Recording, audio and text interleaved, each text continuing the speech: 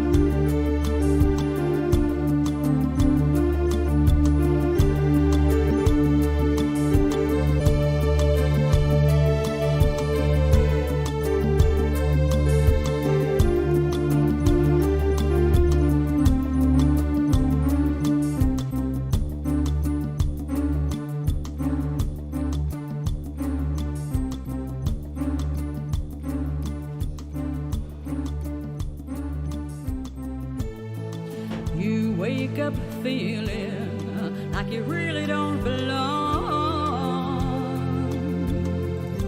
You can't explain it, but when you close your eyes you see familiarity. Are you dreaming, or on the edge of remembering?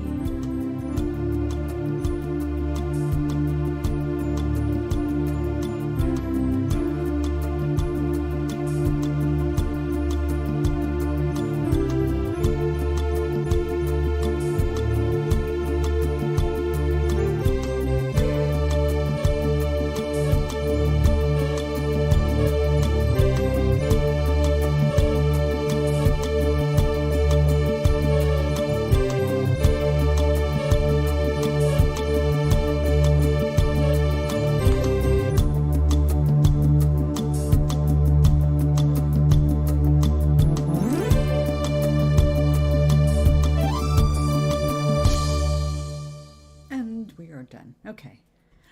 Good. Whatever time of day it is. What is it? Morning? Afternoon? Let's see. It looks like it's 1:45 noonish. Okay, so it's officially, it could be considered noonish. Happy noonish. On a Wednesday. And I just pulled this out. What am I? I'm crazy.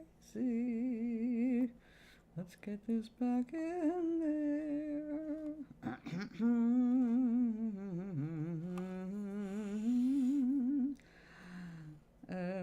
No, I must have done that wrong.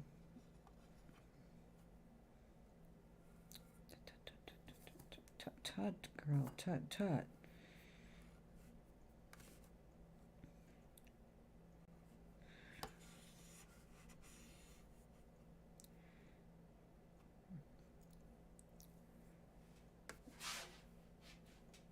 Yeah, no, we got it backward. We were just locking this one up.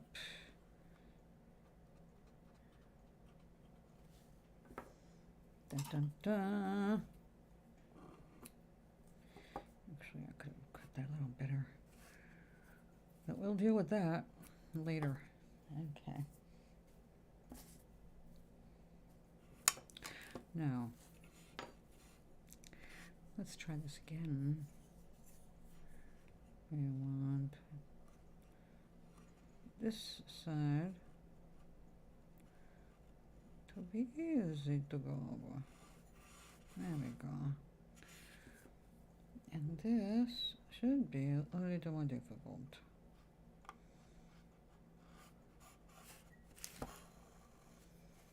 Now we're talking.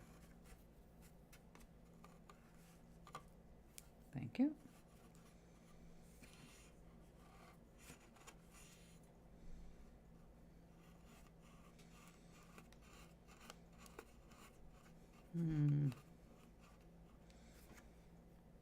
I just realized, I'm sitting here going, something smells really good. And I just realized it's coffee. I made a cup of coffee. Coffee. Oh. I have to say, this is Lavazza. Lavaz or Lavazza? I don't know. I have to look at the thing again. I don't even drink 1 cup a day because my stomach doesn't like me to, but I love the flavor. And, you know, when you're going to drink it rarely, especially, it's got to be really good. So this is Gran Aroma. It is.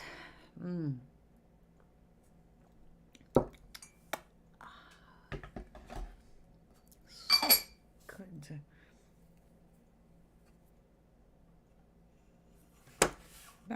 Back. Don't get overexcited about the coffee.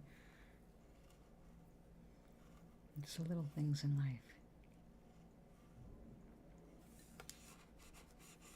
And it is. I am very happy just being able to have a cup of coffee in my own place.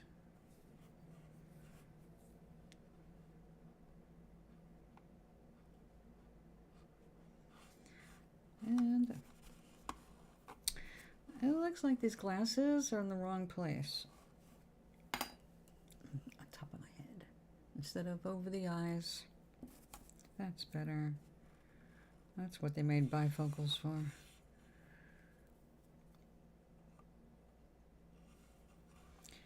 So, I started to do a video. Actually, it turned into 3 videos, which is way too long. I was trying to do just a little demo showing the differences, or trying out different moisturizers for Toblerina and her companions. And doing that was not hard, but recording it properly, it was. Hello! How are you doing? Are you getting these storms? How is Justine? It's morning for you, yeah. Well, I've got coffee. I can make it morning for me too.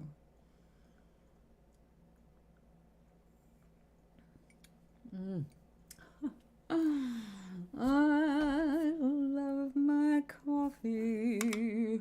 Oh, yes, I do. How did I end up with a knot in that? Is that why this is... Don't take lessons from me, I'll tell you what.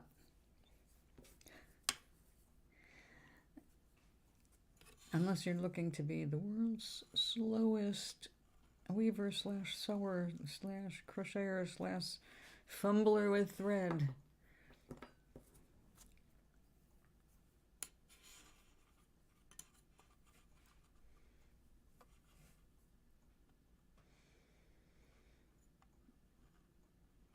But we're going to keep going. We've got 3 inches to weave. Okay.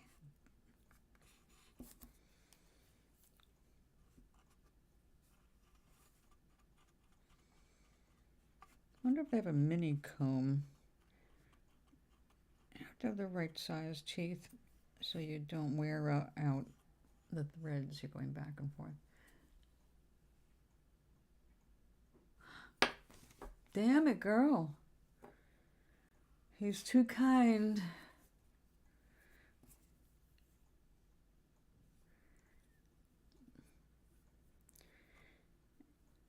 I have been listening to my old friend Louise Hay. No, she was not my personal friend. Kind of now, but just an awesome human being. That's awesome. And I'm so glad that people have been keeping her work alive on the internet, reminding people of what we know now thanks to people like her.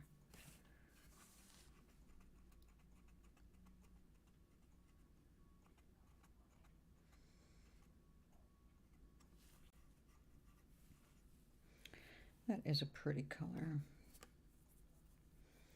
Let's bring it back one more time.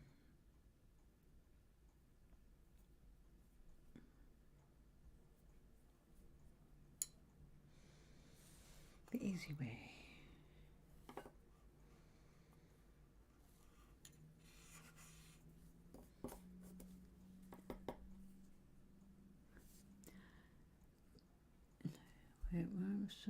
Wait, oh, Bereka's coming, all right.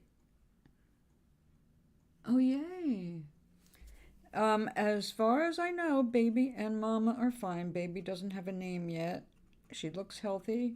My sister sent a couple of pictures of her laying in a, just born array. She was born 6 pounds, which is, excuse me, now makes her the lightest weight of all of us. I was 6'6", and I was the lightest weight, and now they're smaller. I'm actually surprised. Not that Morgan is a big person or anything.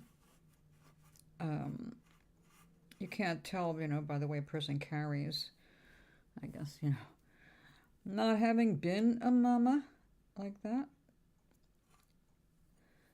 my expertise is highly limited. Or say terribly limited. Gratefully limited. Yeah, no, she had to be not induced. She had an epidural. It was late. She gave birth at 4:47 in the morning on January 10th. So that was like, I don't know, I'm going to guess about 18 hours of labor or so. My sister said she was a real champion. I have a feeling she'll think twice before having a second one, though. She was deadly sick to start the pregnancy. She had to go to the hospital once or twice to get fluids because of vomiting so much. I thought she was going to end up being like Amy. What's her name? The one that, the comedian. Amy, what's her name? Schumer. That's it, Amy Schumer. Well, whatever her married name is now. But she went through hell. She had that disorder where you're morning sickness for the entire time of the pregnancy.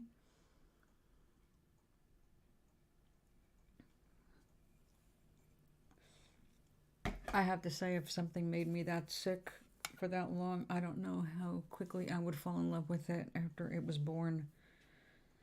I mean, I realize it's a different thing. And plus the chemistry is different for the mother than it is for an onlooker like me, who does not like pain. But, and she's no reason to put up with more than she has to.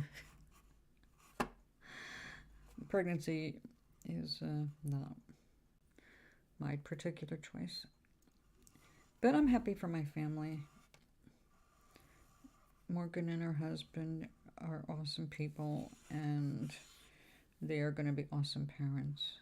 So, lucky baby.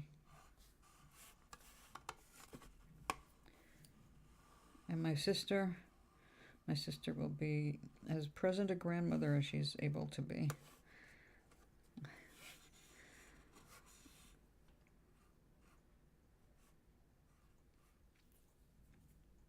Although, at this point in life, who knows?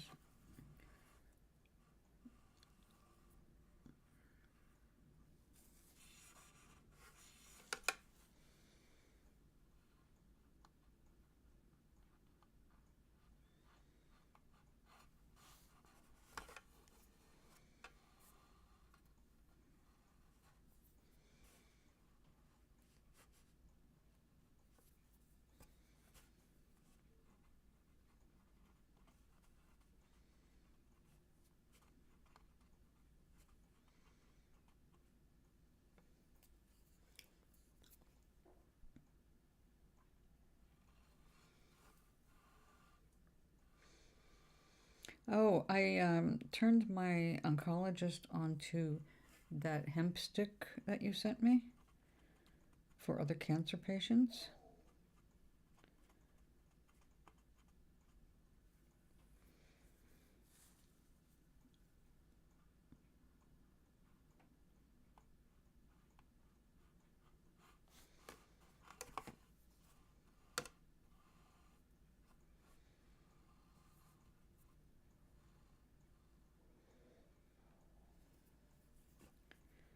It has replaced Voltaren gel for my elbow, and I so appreciate that. Aside from smelling better than Voltaren, Voltaren can contribute to early onset dementia.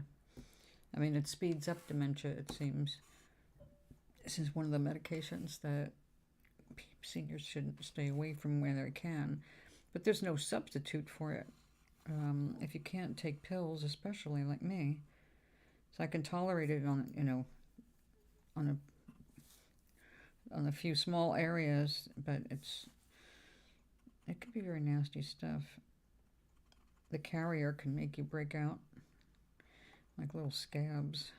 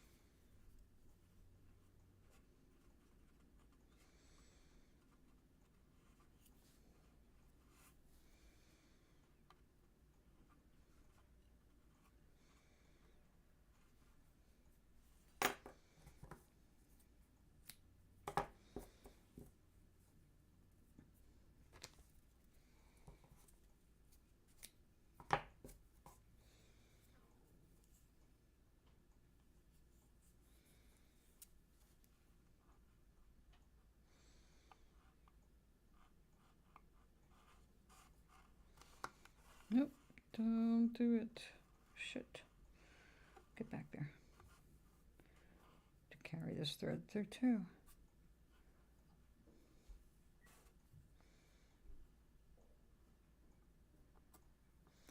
Need to lock it in.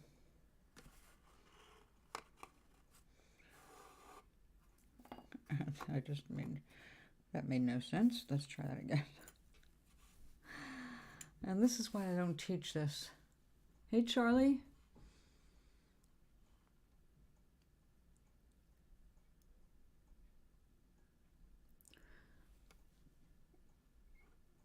Yeah, I haven't found anything that can take the place of that for what I deal with, but it certainly has done stuff that I wasn't expecting. I mean, the nerve pain on my elbow is from basically shattering my elbow without making it fall apart, and it's just radiated.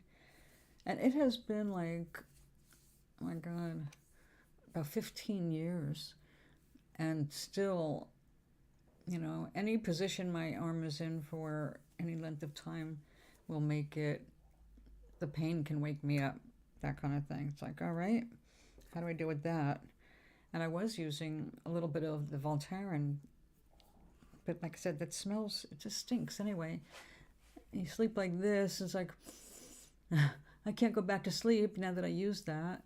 But that stuff in the middle of the night, even, I can just rub a little bit on, and I'm okay. It's really good stuff.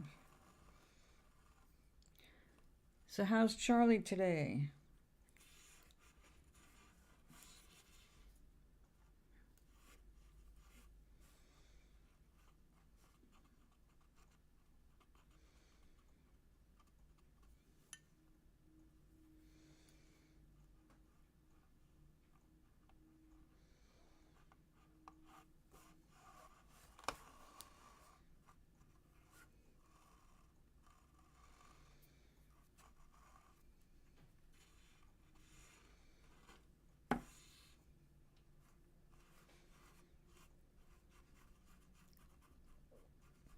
Good, good. My niece had her baby.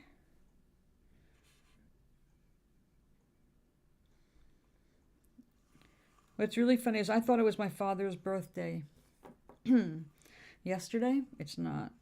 Tomorrow's his birthday.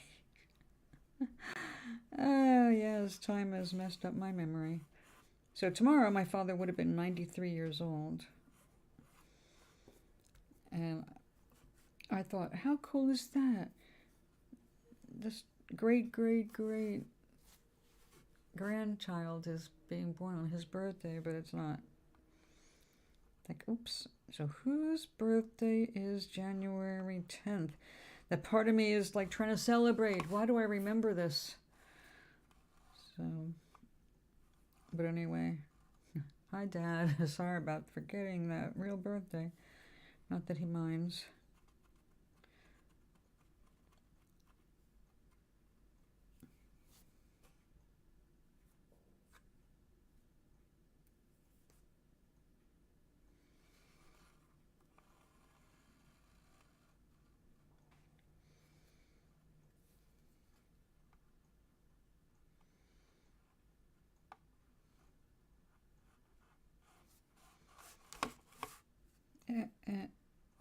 You're being difficult.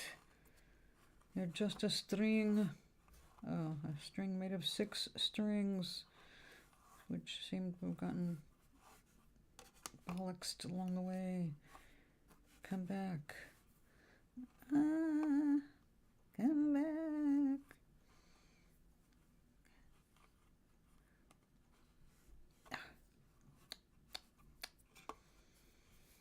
Pine in the arse. Have you noticed lately, people? Oh, good. The system is evolving. Now I forgot what I was going to ask you.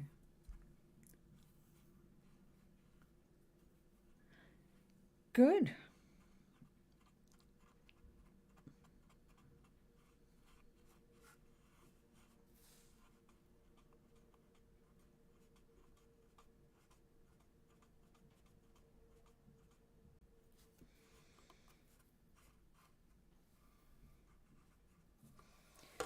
My goodness, this got messed up.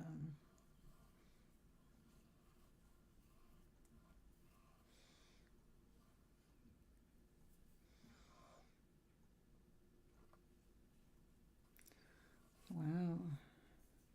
Well, we have to finish this row. I'm not taking this out just so we can make another knot here. Need to go back a couple times here. Ew, what a mess. Cheap threads.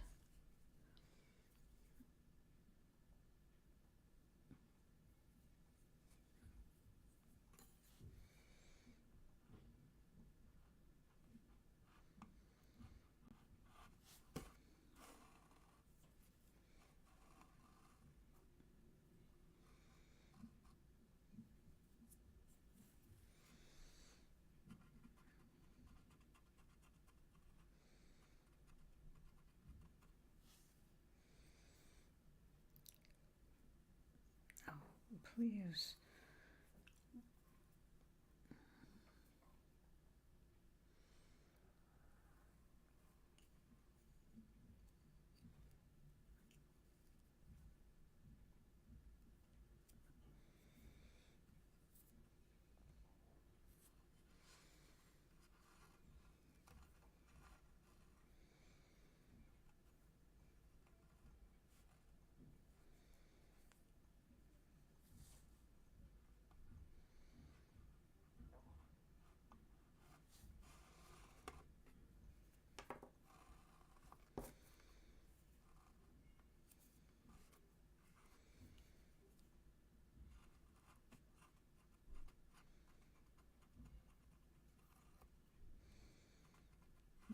Okay.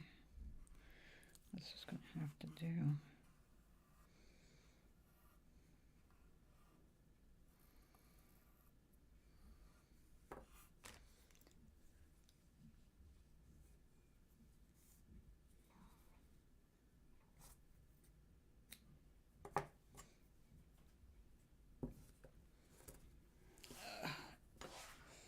That must stand up.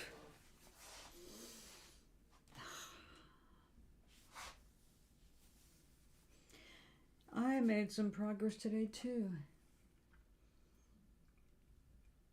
It's just not visible because I had to erase it. I was recording video today, my first selfie video things of trying different foot stuff on Toblerina. Of course, she was dressed for it.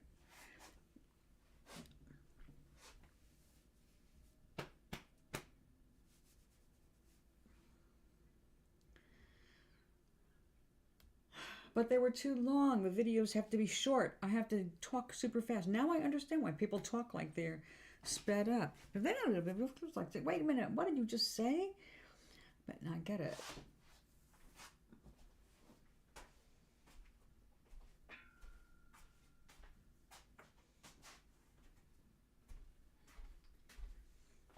And I guess that also contributes to some of the broadcasters' odd styles of talking. Not just quickly, but with a certain cadence, I guess, to get everything out really fast.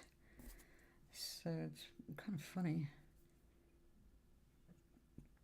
Excuse me, but I really didn't want to do that. I want to be coherent. So I'll just try again and break it down into whatever I can do. This is all learning right now, so...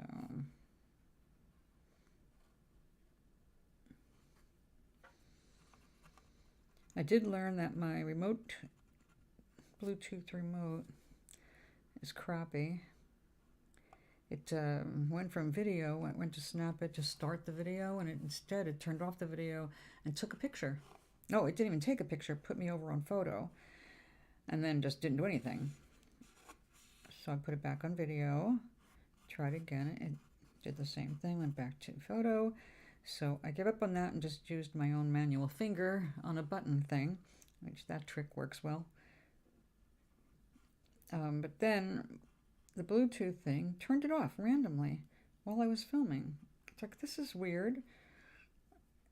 And I don't know if there's no timer on it. It's like the most simplistic, it's just on, off, right? So I don't really get it. It didn't say, get the app to control this, or change your settings. It was just, use this kind of battery. Which surprised me, actually. I thought it was a USB chargeable thing. I should double check that listing.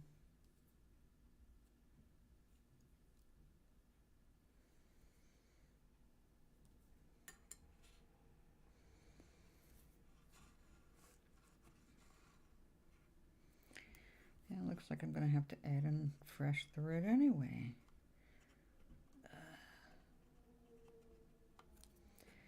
Okay, well, just stay there.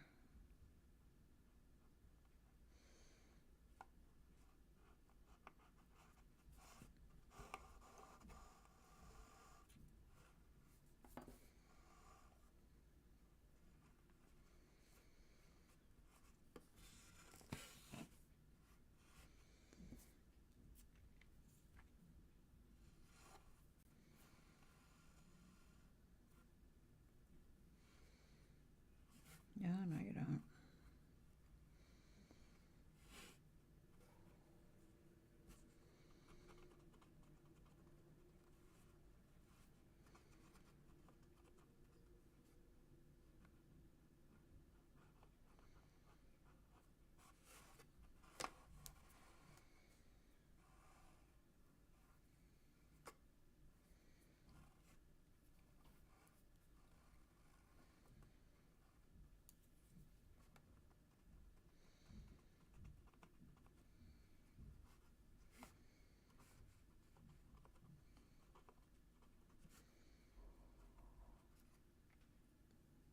Mike, are you there? Got a question.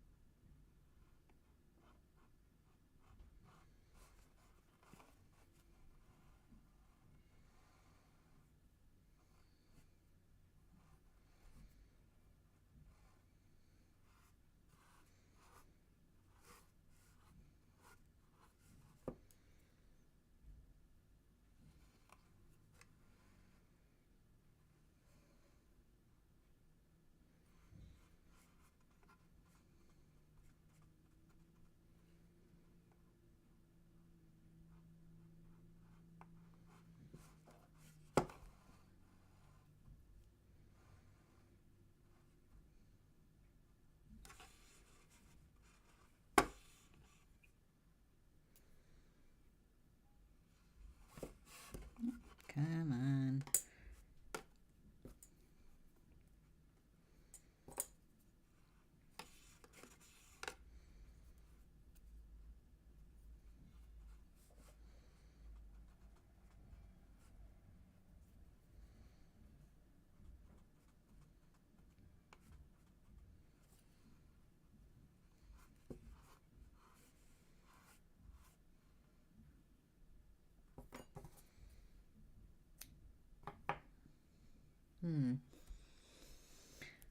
I'll find something for that. These are annoying me.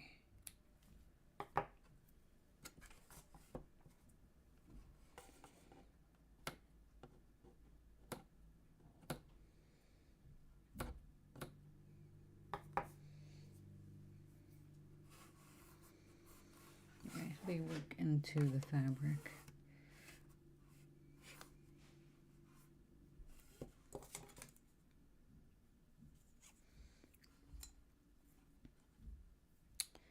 We have a ways to go. I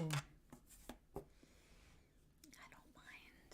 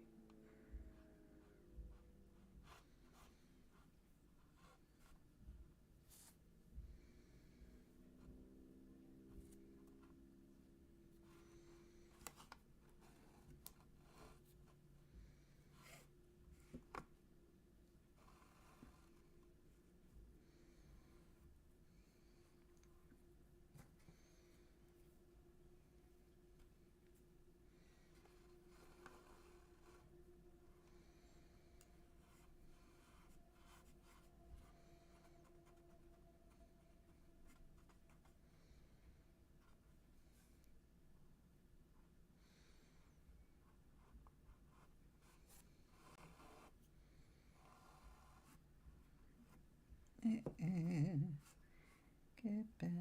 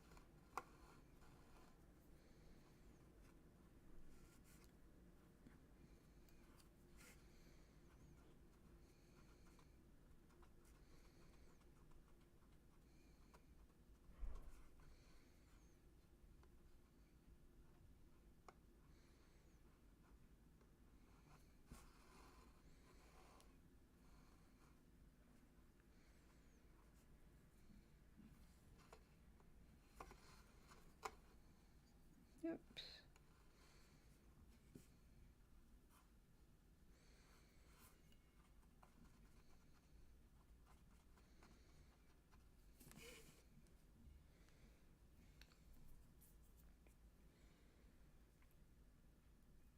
It's quiet in here.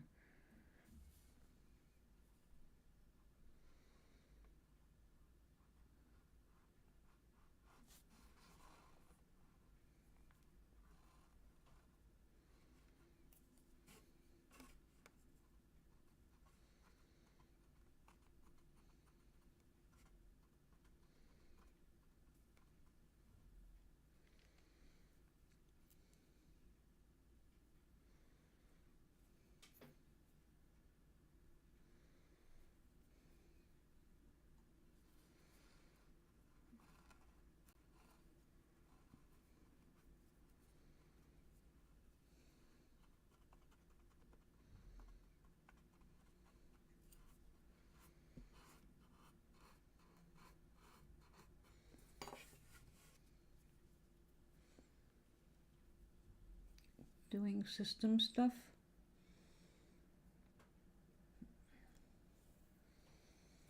Is that what you're saying to me?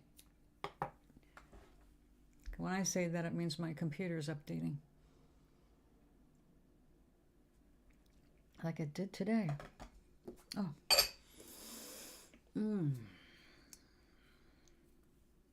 Love it.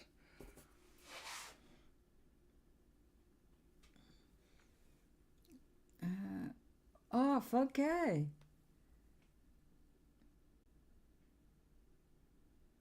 Okay. Hi, Justin.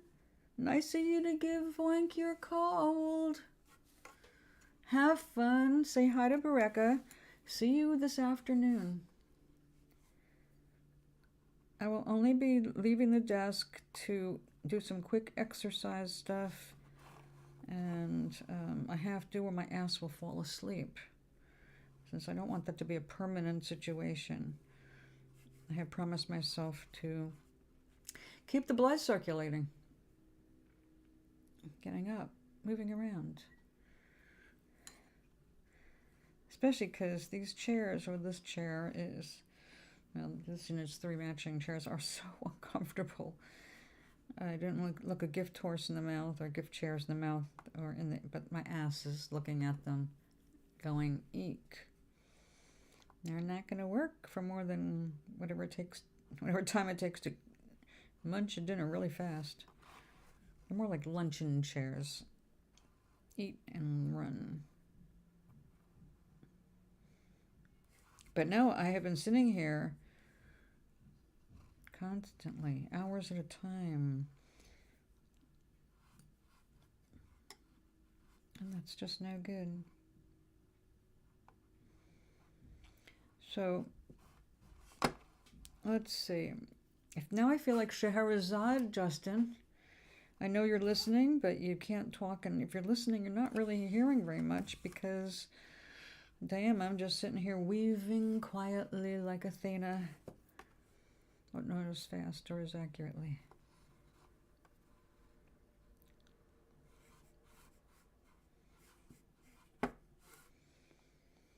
But since you can't see it, I'll tell you I am making another dress for Toblerina, and it is in seafoam green, which is, you know, a very pale greenish color, and it's got a little blue to it, and a darker, same color but like full strength dye, so it's like teal.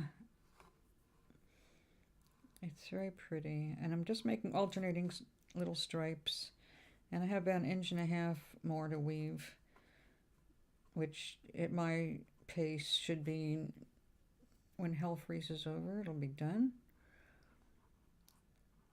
Or if I sit long enough to develop hemorrhoids, one or the other. I'll let you know when it's done, though, in case you feel like coming over and seeing it.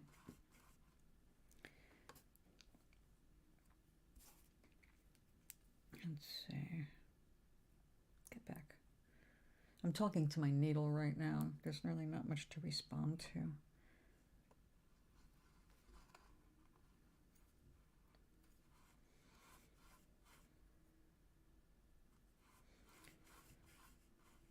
Now, Scheherazade, if you remember, and you probably do, is responsible for the 1001 Arabian Nights, where she told the Sultan tale after tale, so he would not kill her in the morning, as he did to all his other wives. One night, and they were done. Next day, he killed them, so no one else could use them. Now, as you might imagine, the Sultan was running kind of short on virgins, and there were no more volunteers for the job. It was kind of like, go out and find me a wench to have sex with and then discard, and, you know, that kind of thing. And not many women were really up for that. The perks just were not that great. So, Scheherazade, though, foxy woman, very smart. And she saw what was happening. she's like, I'm not gonna be one of those bitches. Are you kidding me? I know better. So when she got kidnapped and dragged off to be the wife of the Sultan, she knew what she was going to have to do. Now, one might think, if you were like me, how fast could she figure out how to murder the fucker in his sleep? Because I ain't going to lose my head in the morning just because he is, can only have sex with a virgin. But Scheherazade was much more clever than that. She knew if she tried to kill him, well, she'd never escape. And it would be a much more gruesome death, or maybe just as gruesome. Either way, death was the final outcome, and that's not how she likes to end her stories. So Scheherazade every night told the Sultan a fascinating story. Made them up out of the air. But the trick was they never came to an end. She invented the cliffhanger. So Scheherazade managed to live for 1,001 nights that way. Every night it'd be like, all right, I'm going to kill you in the morning. But then he'd get up and he'd want to know the end of the story. And he had to hear more of the story. So he couldn't kill her because she was the only one who knew the story. So she went on. And then after a few years of together, after 365 days a year, basically they were together for 3 years. And by that time, the story became more important than only having sex with a virgin. So she managed to keep his attention and won his heart at the same time. And she ended up being his last wife, and she outlived him. At least in my version of 1,001 Arabian Nights.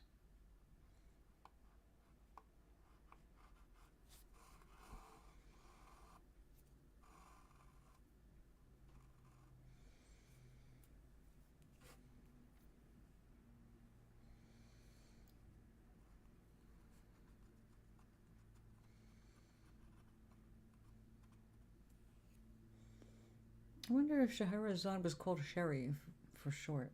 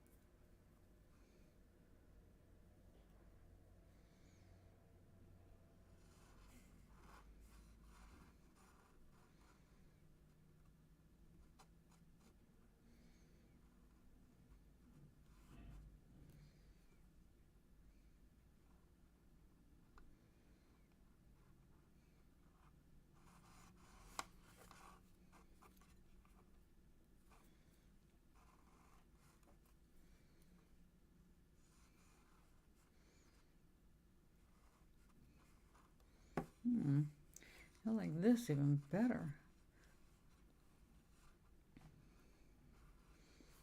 It's definitely better.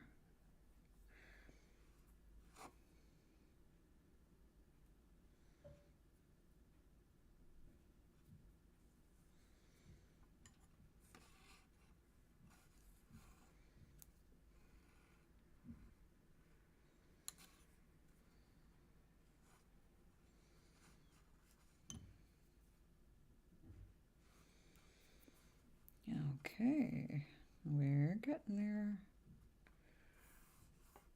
We're a long way from done. I'm going to be trying some different stuff with this one. I have a bunch of beads set aside right here. Let's see what dramatic fun we can have.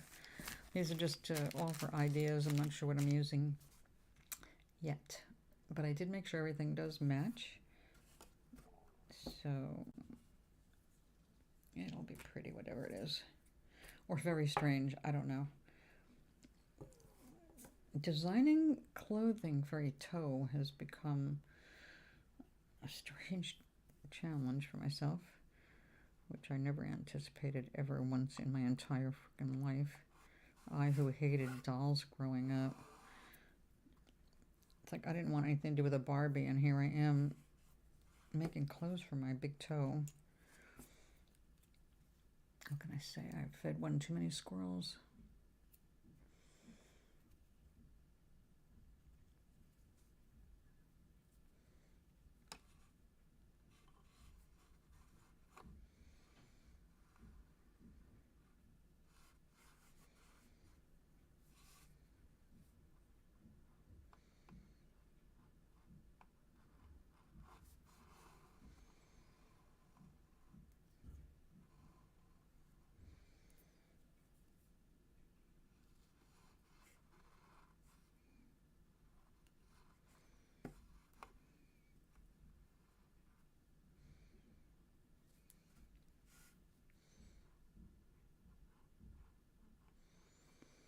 Rock-a-bye, my baby, with a Dixie melody. Ba, ba, ba, ba, ba. I can't sing anymore and break a copyright rule. And that's the kind of thing that goes through my head when I'm by myself. These random songs pop into my head. Sometimes just a line. And although you can't see it, I'll go skipping across the floor. As if I'm actually dancing with somebody. But we don't really tell people about that. Usually.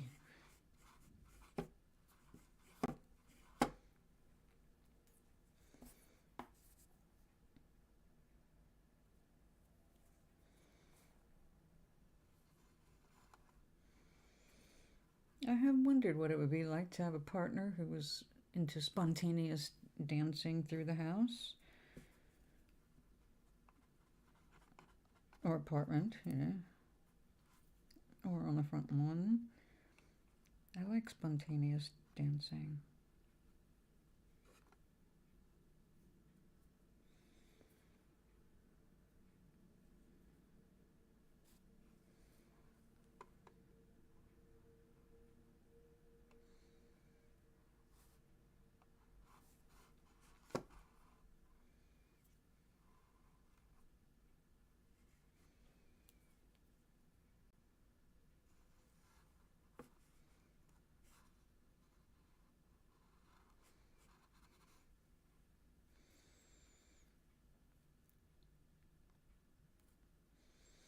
Come on, we go. One more pass through.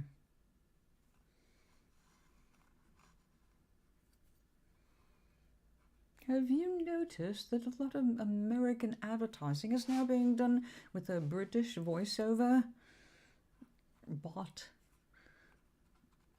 Like I'm hearing all these British accents for American stuff. It's like, you guys are assholes.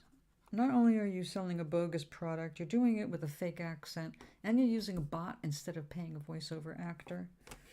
Screw you. I'll never buy your product just because of that.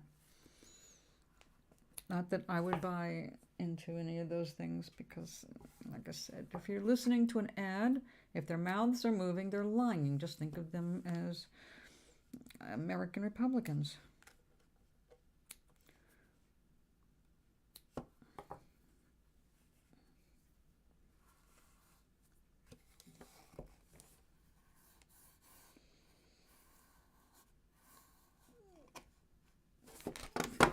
Just remember we're here.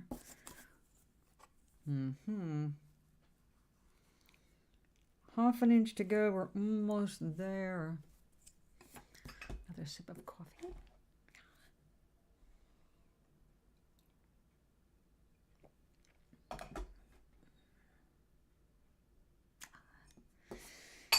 Yes.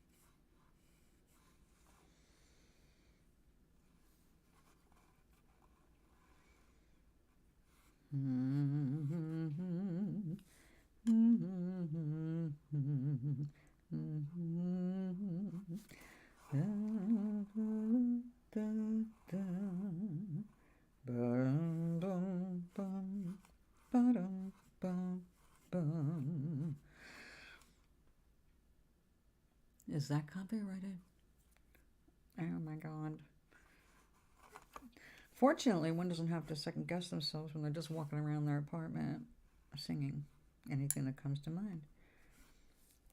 But when you're doing things out loud on YouTube or Twitch, you know, any public venue, you've got to watch for that. Accidental. Forgetting yourself. Suddenly you're a scofflaw.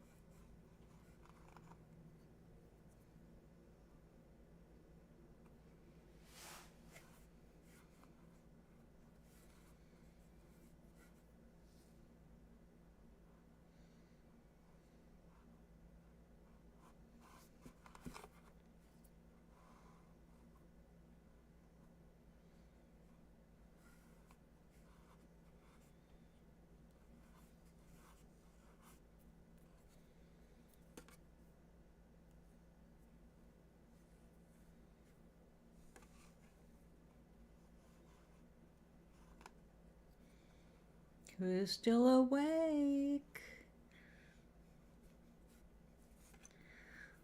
Good morning, good morning. Oh, it's not that morning anymore. Hey, it's only, what the hell time is it? 12:37 in the afternoon. That's great. We've got a lot of time today. All right. And we're almost there. One more little band, huh? Okay.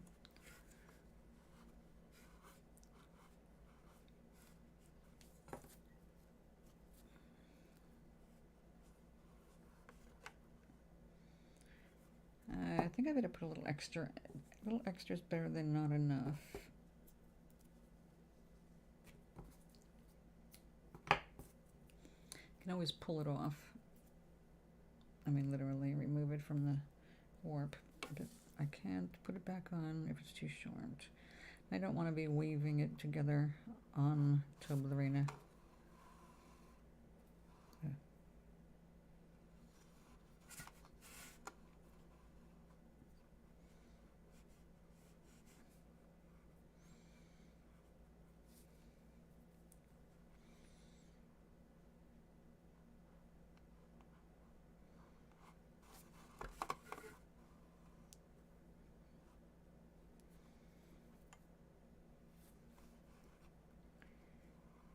Come here.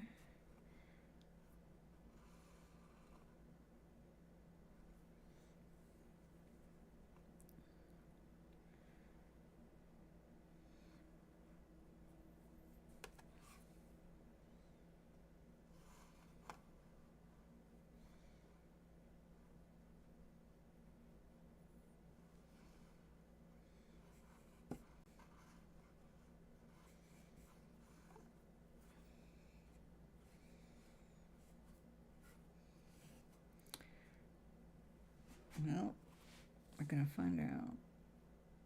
Just a second.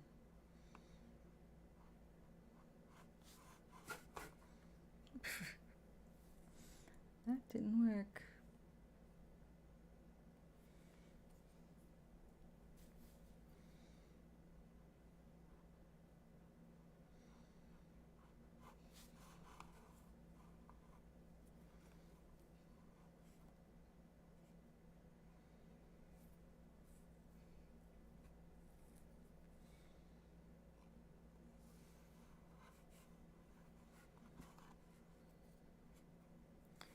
Okay, we have plenty extra, and that should do it.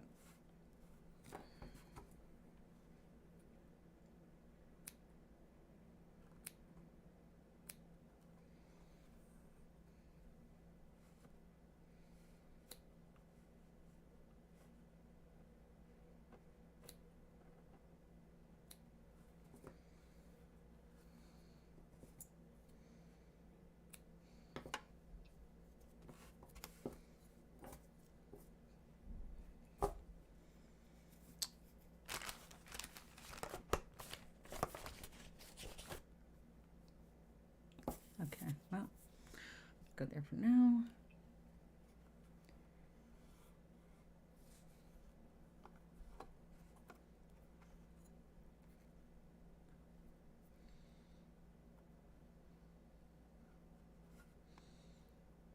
Come on, we're going to do one more.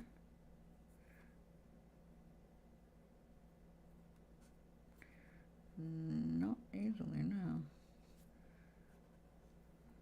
Over and around and under and through. Let's see what this thread can do.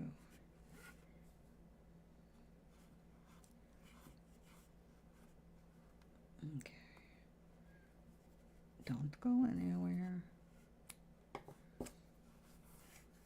Okay.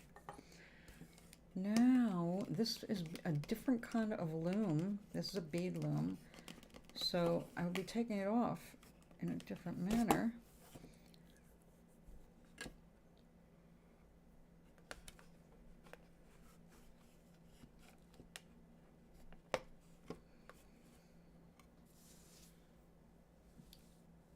Check that out. There's a little piece of tape. Let's put that back.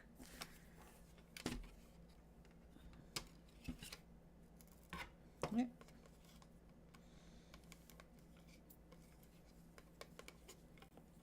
Come on. Thank you. Now, I'm not cutting anything away yet at this point because I need to see how well this works.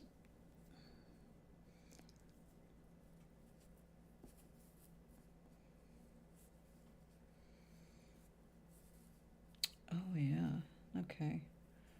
It looks like that is going to be the perfect length.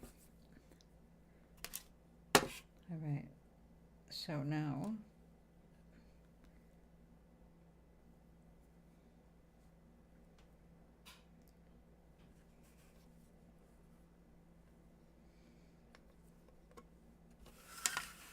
I'm going to put this back on if I can. I better try the short end first. There you go. Hey.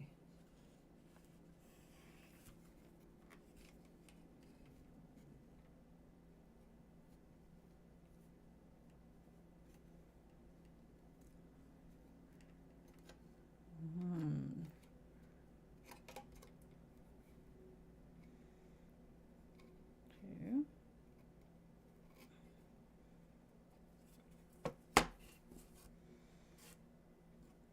Hey guys, don't be going too crazy. I need to keep your act together here.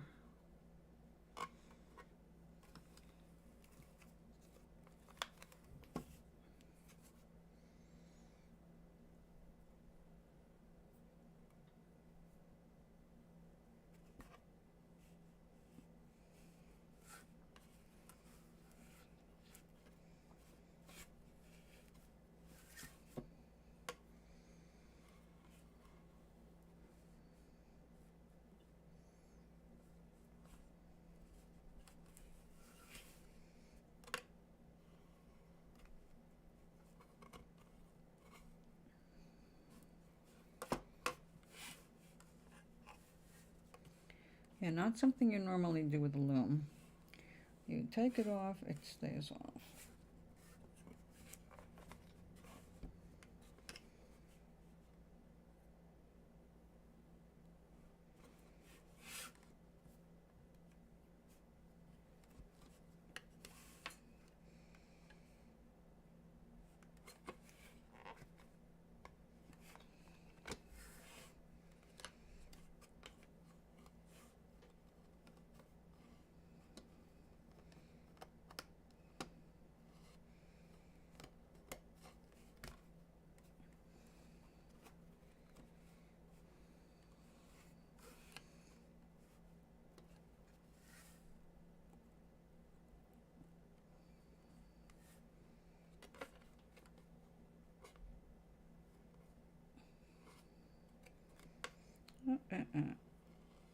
Almost got it.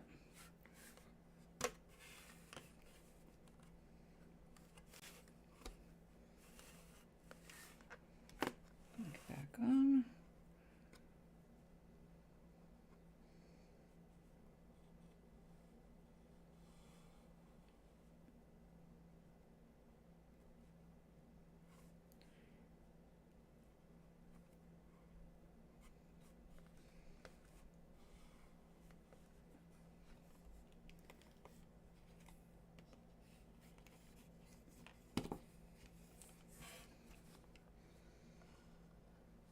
How did I stretch that? Well, the important thing is we got this back on here for now. It's not as twisted as it was before. That might be why it's looser.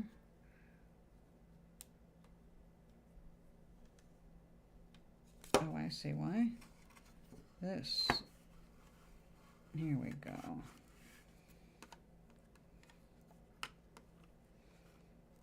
And you. 1/1 2 over, 2 over. You know what, maybe the tweezers would be easier. A little tricky.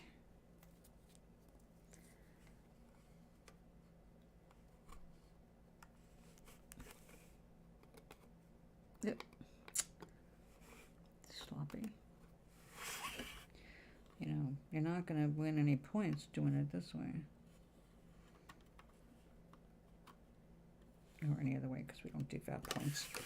But you do need to get this right.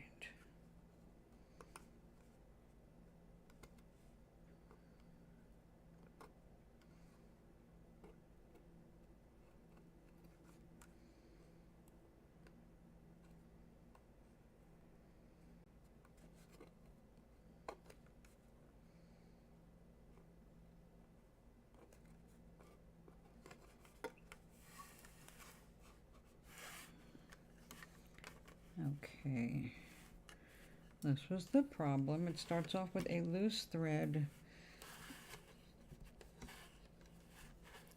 just taped down. So now I'm taking it off the tape and putting it back on the tape. Let's see if we can get this to tighten up again.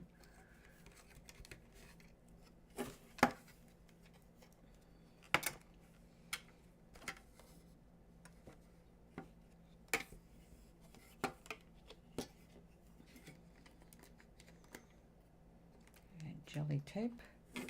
Hold that sucker. All right. Back where we started. Kind of.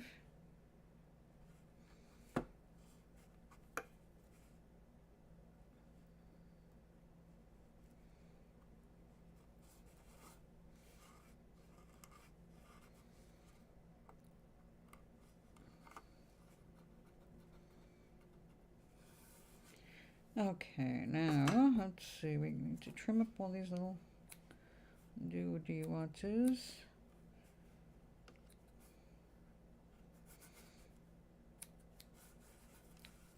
So they can kind of get pulled into the fabric.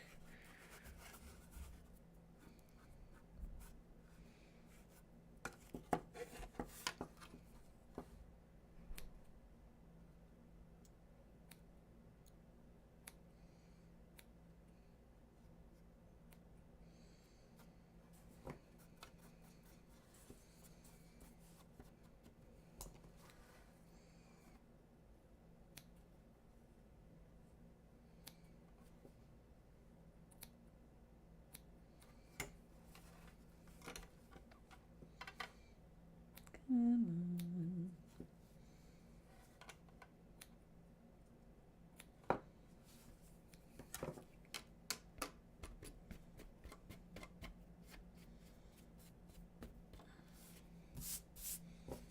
I think I dreamt about this last night. I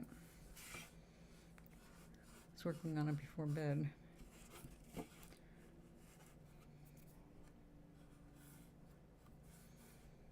Okay.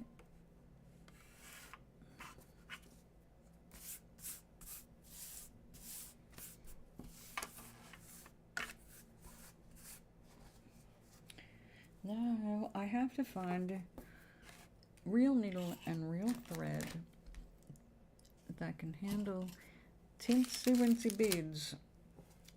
Let's make sure we're staying on track here. Yeah, we're good. Okay. Cannot go below 3 inches.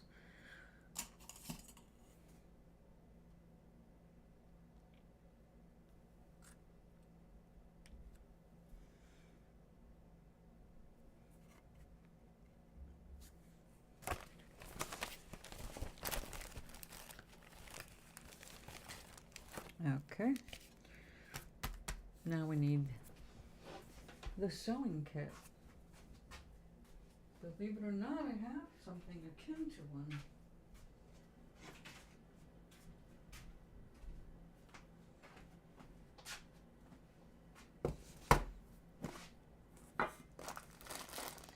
Well, I'm not really sure if I should call this a sewing kit. Oh, good, I've got a fine thread needle in there. Yay. I guess it is a kit. It's got the needle. Here it has the needle.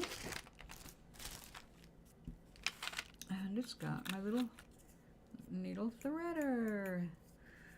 I love this thing. I had to like put it back together. But as long as it works.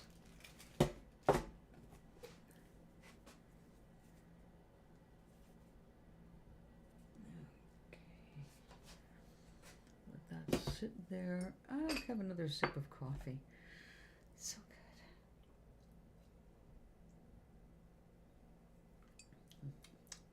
good. Oh, coffee. So delicious. All right, let me think now. We've got the nice little needle, which should go through most of the beads.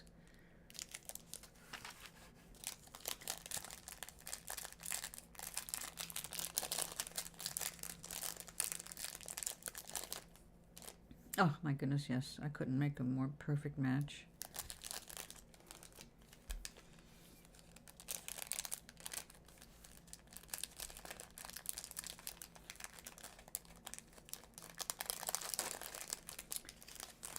All right.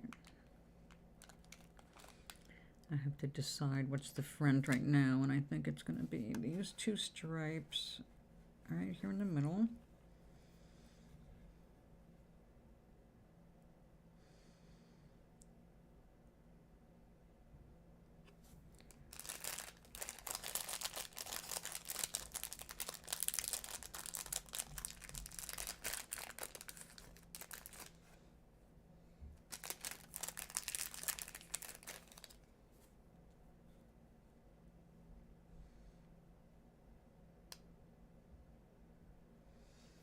Uh-oh. How wide? That's bigger than an inch. Well, there's the inch. Meg, hi! Oops. Getting enthusiastic and knocking the beads off. I have these beads and they are just an absolutely perfect match to this thread. I don't know if you can really see them. Our lighting is just so lousy. But they have an aurora on one side. These are Swarovski crystal. Well, I should say it's not Swarovski, it's the equivalent. It's a very high-end crystal bead, which is nice. I'm glad I got a few while I could. How are you? Orion, you're out of bed. Welcome. Good. I was about to take a few minutes break just so that my bum doesn't go to sleep again. I'm trying to decide on how to do this. I mean, I know how to sew the beads on, even though this is a weaving, and that makes things a little bit different.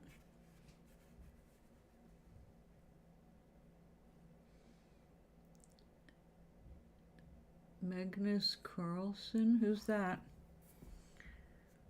Oh, Meg. Well, you have a new name for her? Oh dear. You know where to find me if you want to talk. Or if you need help getting over a hump of some kind.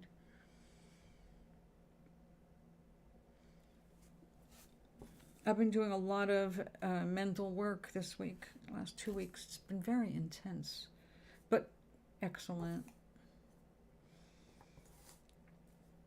Self-discovery is not always fun.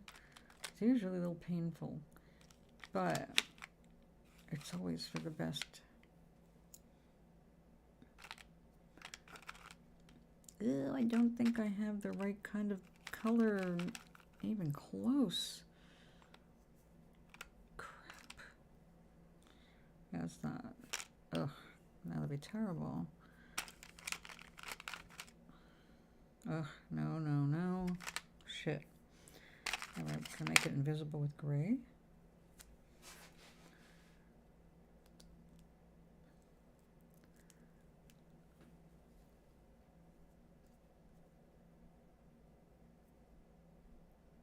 That's right. I danced to that song a lot. It's one of my favorite exercise songs, Shaking It Off. And I put on her video to do that because she's so funny and adorable. All right, great, great. That might work. I know in a second.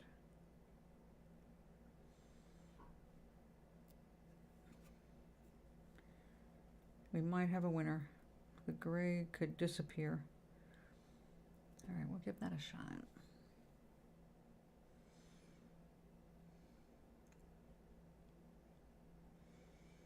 But I wasn't just thinking of sewing because, you know, that's not my favorite thing. I was also thinking of doing something more like this. And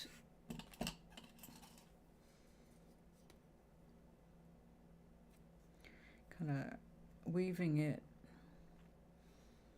into the fabric.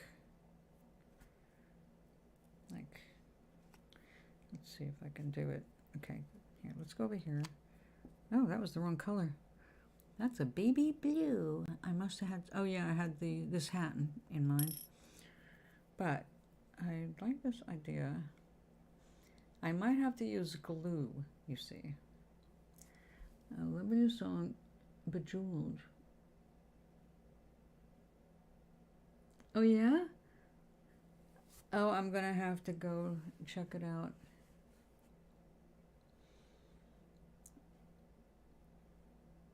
Definitely. Okay, we want to go in around here, I guess. Hey.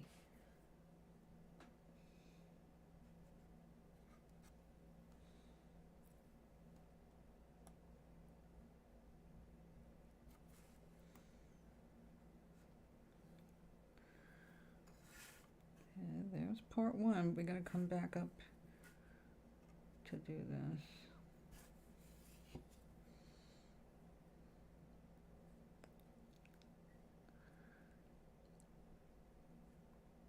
Come on, be flexible.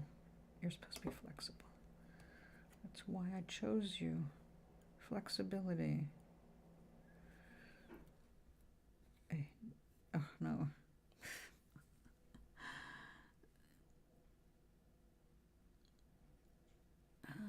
Well, Mr. Carlson did his first game at a... Who is that?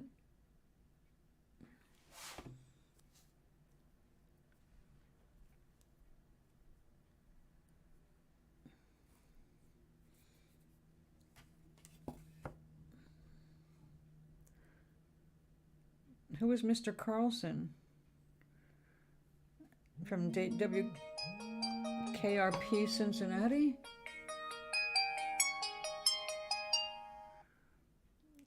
You're a spam call, I know.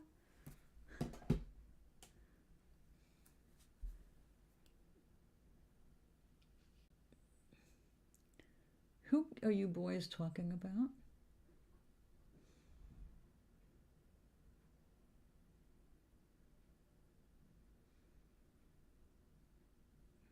Swarovski? Yeah, that one. Swarovski. Sweetheart.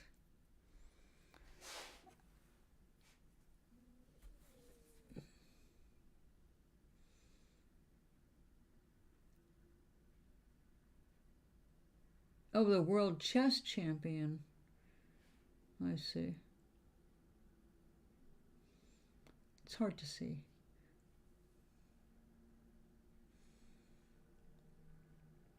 Really? Who are the ones that had that accusation of cheating?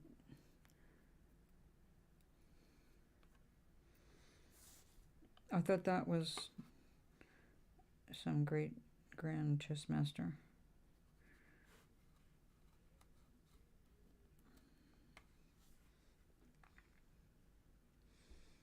Wow. That is.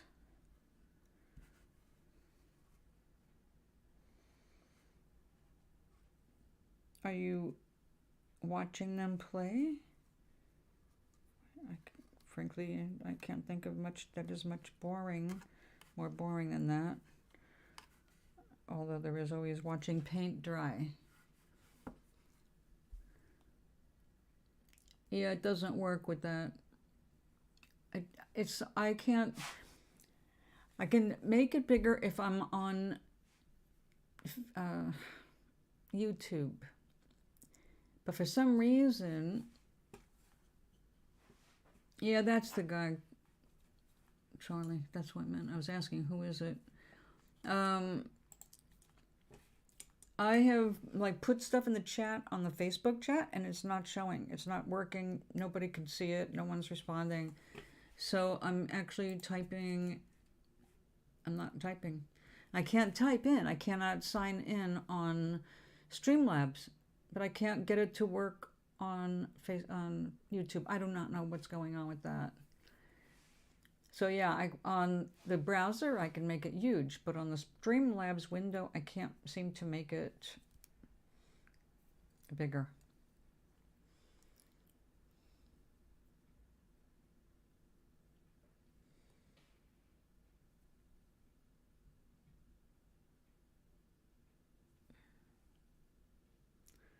I'm not interested in watching people play chess. I am bored as all hell watching people play chess.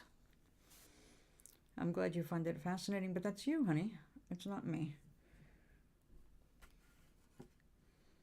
I also don't like watching football.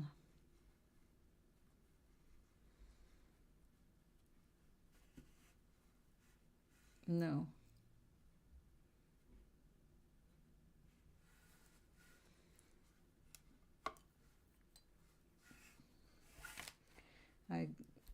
It doesn't interest me. Of course, I mean, I don't, there's not very many things in sports that I enjoy getting involved with. I used to love basketball. I was a big fan of the Knicks and then the Lakers. And of course, the Boston Celtics. And I did used to like to go to Angel Stadium and watch the Angels play baseball. And that's about it. I can't think of anything more boring than chess than watching football in person. They both take frickin' forever. Golf is another one I won't watch. Another boring is living. I mean, I just don't get it. Now, that is not to say I wouldn't want to play some things. Playing it is not the same as just sitting there watching somebody else play it. I am bored watching other people do things. I like to be doing them myself. So I'm not much of a spectator.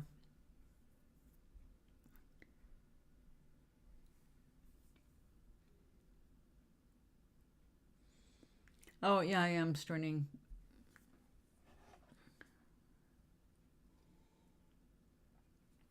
Let me see if I can get it up on my phone.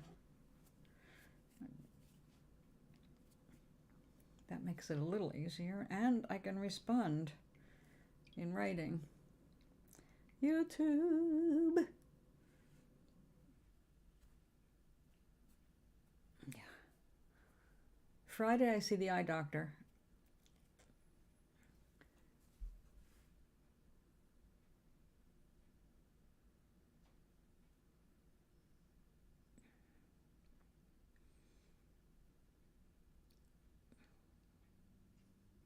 Well, that's cool, Justin. But, yeah,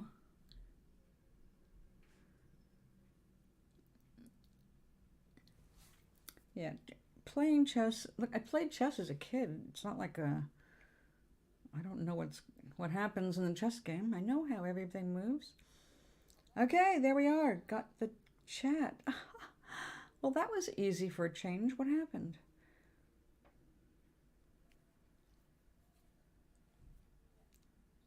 Let's see if this will work.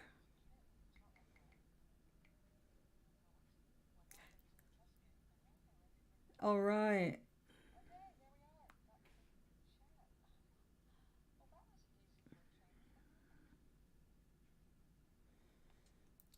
No, a masterful painting's already done. It's not something in action with people deciding what the next brushstroke is. It's a done deal. You can sit there and absorb. It's not the same watching somebody play chess. I mean, wonderful if you're into it, but I'm not going to argue about it. I don't like it. I will not be doing it. That's all there is to it. It's not a big deal. There are other things I like, and there's nothing logical about people's likes and dislikes, Charlie. Unless, I mean, why would there be any logic to it? We're all different people. We like different shit. So, like, you do your thing, I do mine. I love looking at paintings. I can spend all day in a gallery. But that's already done. I don't have to wait for them. I don't have to wait for the paint to dry. Yeah, I mean, it's if you're playing the game, that is a whole other world because your mind is on the game. If you're watching someone else, you're trying to guess what they're going to do. You're trying to figure out what they might do. And then when they don't make the move that you would have done, you can go, oh, wow, I didn't see that. Wow, that was brilliant. I know, big deal. You can do the same thing like sports people, taking apart and going back and rerunning it.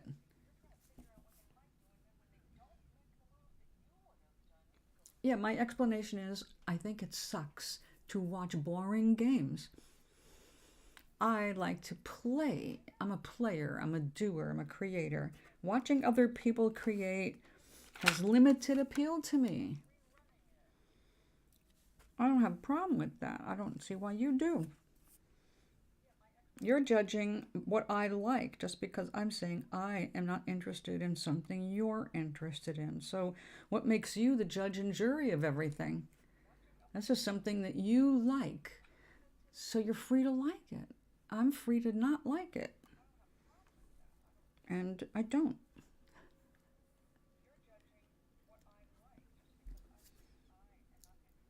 I don't have to worry about contradictions.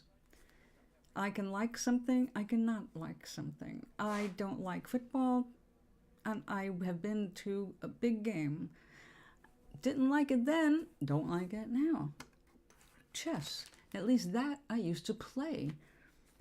I liked it then, I don't like it now. My interests have changed over time. You are still kind of new and fresh on this earth. You're not even a graduate of high school yet. I'm not adjusting you, Justin, because I think you understand the basis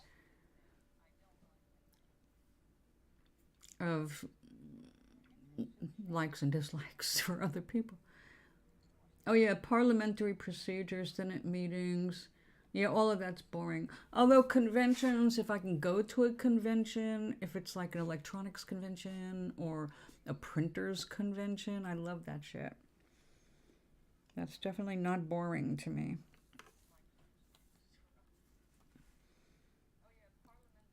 Okay, now that's not going to quite work unless I turn it upside down.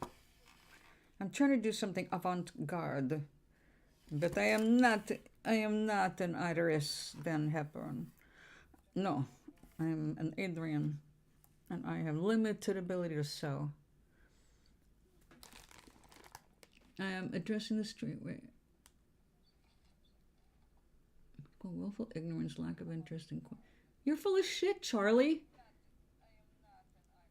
I can say anything I want about what I like or don't like. There's no procedure, there's no contradiction, and there's no logic. I don't have to have logic in liking something or disliking something. Just like you don't have to explain to me why you like watching other people play chess. I don't ask for an explanation. I don't expect an explanation, and I'm not particularly interested in one. So, yeah, that's cool, Julian.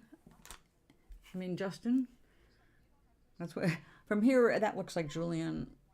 Let me get rid of the extra sounds here. There we go, okay. All I'm saying is you can like whatever, but you don't have to be unable to explain it. Maybe you need to explain that last sentence.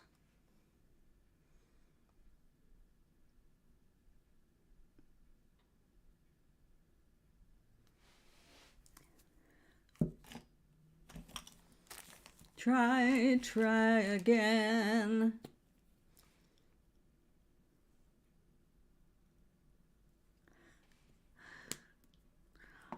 Okay, this is not working. I'm gonna have to sew. Why did I end up doing something that I am generally so inept at? And yet here I am, messing around with needle and thread. Needles and threads. I can't even see these things. Where's my little needle threader?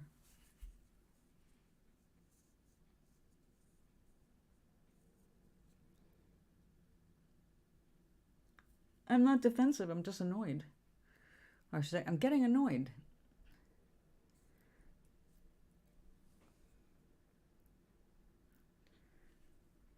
It's not defensiveness, it's just like, stop belaboring the subject. It's just like, it was spent a minute ago. Done. You like your things, I like mine. If the two don't meet, well, that's how come divorces happen.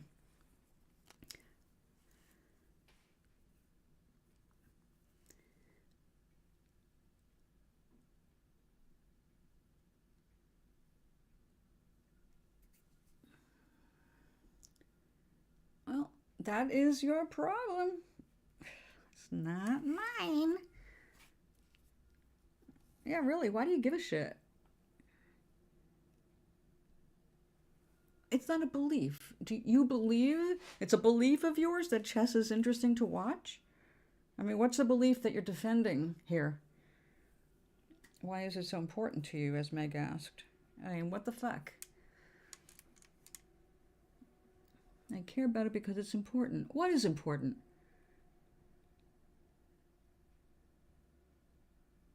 I do not see the importance of chess. If you do, good for you, sweetie. You're exaggerating something for some reason I don't understand. You enjoy chess. You appreciate the champions. Subject exhausted. You know. Like I said, I know how to play chess. I'm not interested anymore. I'd rather play a spirited game of checkers, which moves faster, doesn't require hours of meditation, calculation. Defend the king. Poor king. Although I do like that the queen is the most powerful piece on the board. The queen does kick ass.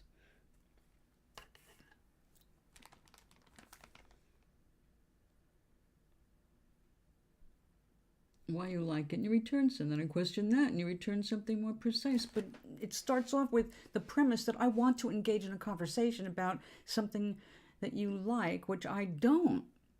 So why? This is not a chess show. It's kind of arts and crafts and other stuff on the side. It's got nothing to do with chess or chess or golf or calisthenics, you know? I can say, Charlie, stop watching chess. Get off your ass.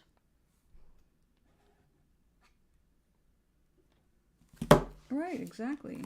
We don't have to. It's not a show about chess.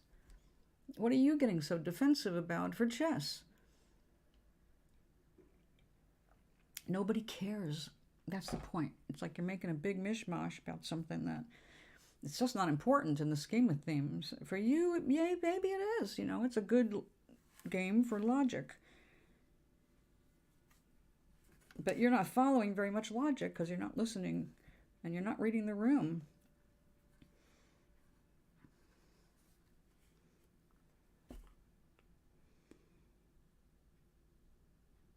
Yes, I know. That is my right as a human being and the host of this show.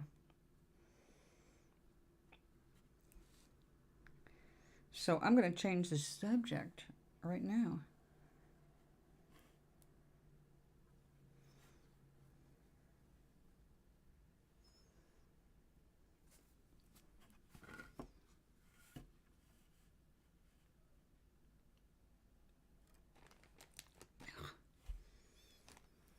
Charlie, what's your fucking point? It's really getting annoying now. I'm hot, I'm sitting in the sun, and I'm getting aggravated. And I don't really like to feel aggravated. Well, then make your point, because you're annoying me, sincerely now. You're not good at reading the room yet. The hostess is saying, basically, stop. And if you don't know how to understand that word, I don't know how to spell it any other way. It's only got 4 letters. It's like teaching a dog the word no. No, we don't want to talk about that. And you want to make it into something else in the middle of it. It's not going to work with me.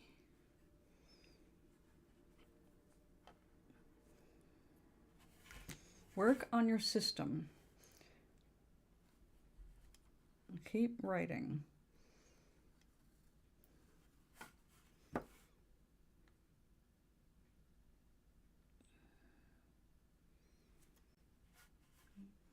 Okay.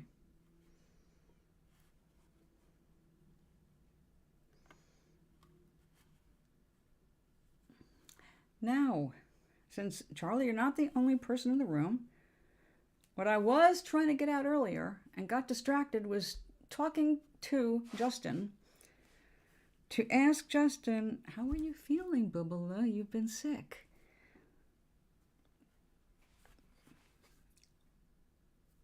The point is, you're annoying me. And I want you to get that point. You're annoying me, okay? Drop the subject. I don't even want to talk about what makes a good conversation. I'm not in the mood for that, all right? That's not what I am having a conversation about. Because you're pissing me off. You are pissing me off, Charlie. And in 1 more minute, I'm going to time you out. And you should know me well enough to know I will do it.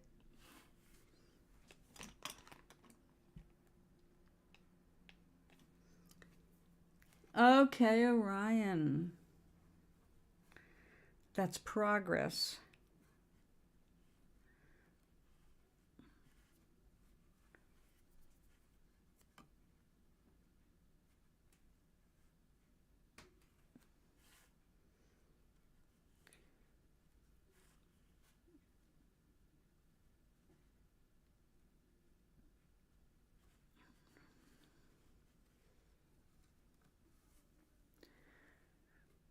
It's unfortunate he's upright.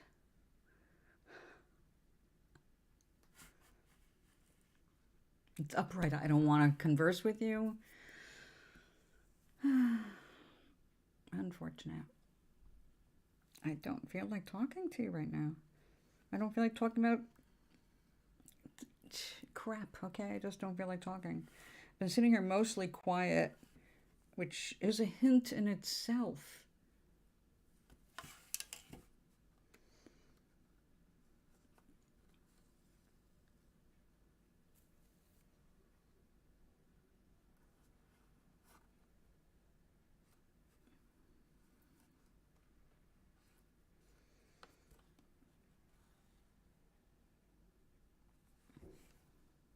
Thank you. No, I know that. I was joking, Justin.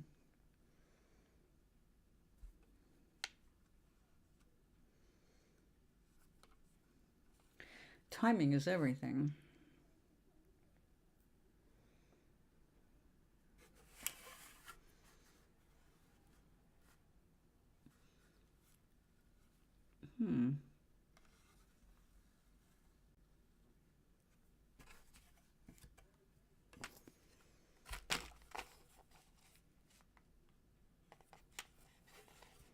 Oh, no, no, no. That was almost a big mistake. Man, these are tiny stitches.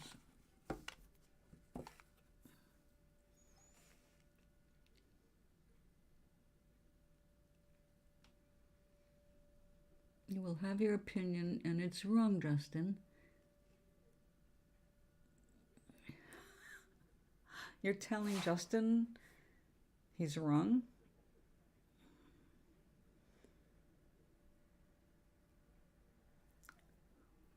He doesn't know you, does he, Orion?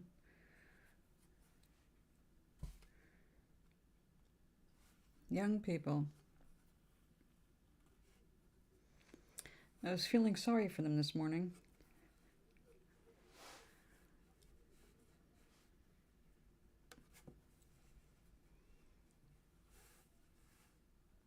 Yeah, there we go. What would you like to be agreeable about?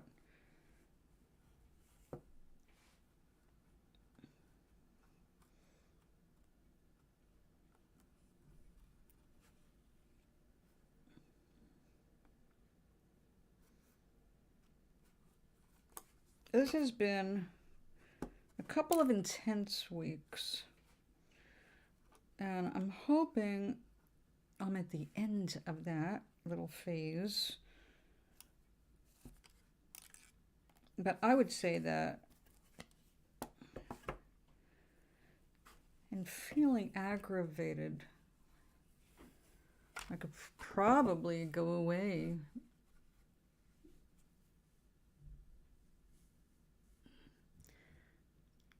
Now, Charlie has a bug up there, you know, so he's just looking for a way to express it.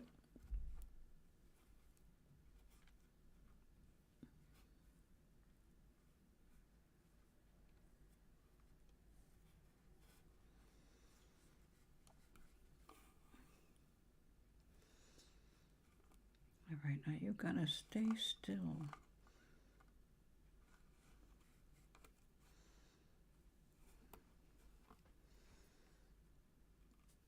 I read the coolest story today about a dog in Istanbul.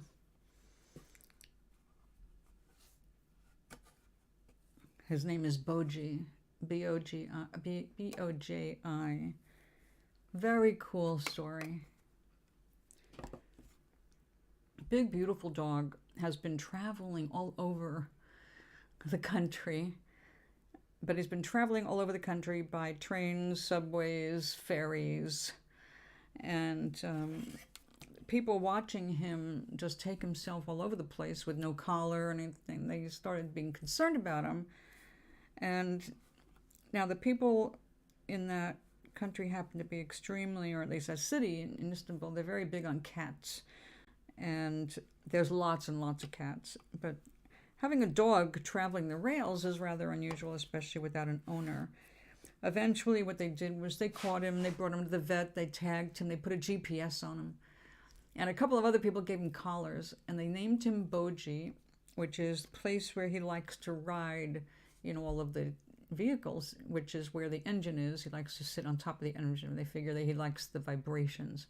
So he's been traveling all over the place, and people have learned to recognize him and pet him, and he just gets on and off as he wants, and no one gets in his way. He's everywhere he goes. There's bowls of water, there's food, there's treats, there's pets. So this dog has an amazing life. He is a traveler. It's so cute. And they've got pictures of him. He's been covered by major radio, TV and radio stations, I guess. People taking pictures of Boji. And he's doing great. I don't think they have a clue how old he is or how long he's been doing it. It's just after several months, people were starting to express concern about who owns them. I know. I love those stories too. And right now I'm striving to maintain as high a vibration as I can, which is why I don't like to have conversations like we just had, because I don't want to drop my vibe.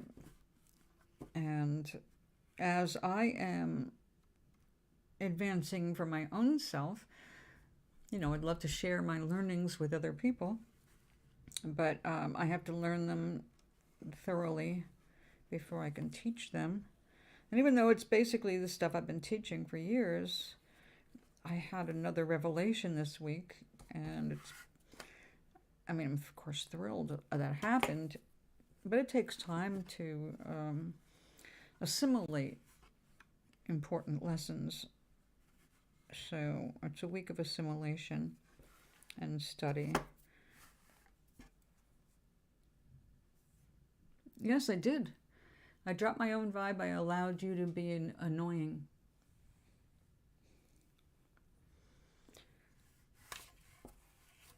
But in the future, to prevent me from dropping my vibration for the sake of anybody else, I'll just, cut to the chase next time and silence whatever is agitating me.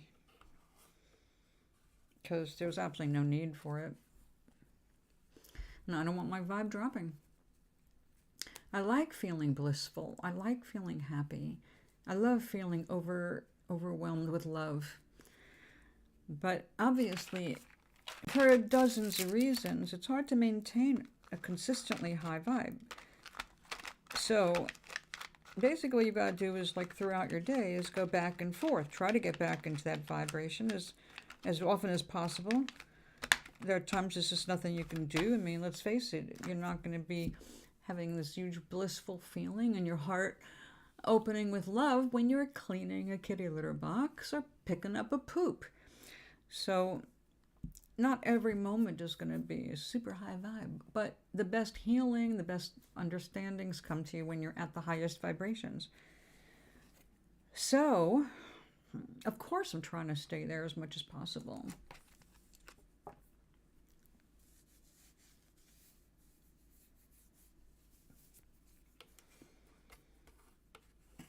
All right, now this is... We could just leave it at one thing like that, but that doesn't look very avant-garde at all. It just looks like beads on a dress. I have to think. See, I am not a clothing designer, but if I was a clothing designer, I'd be working with something that had a shape. Toblerino doesn't really have a shape. She's like a little plug, a cork, a barrel.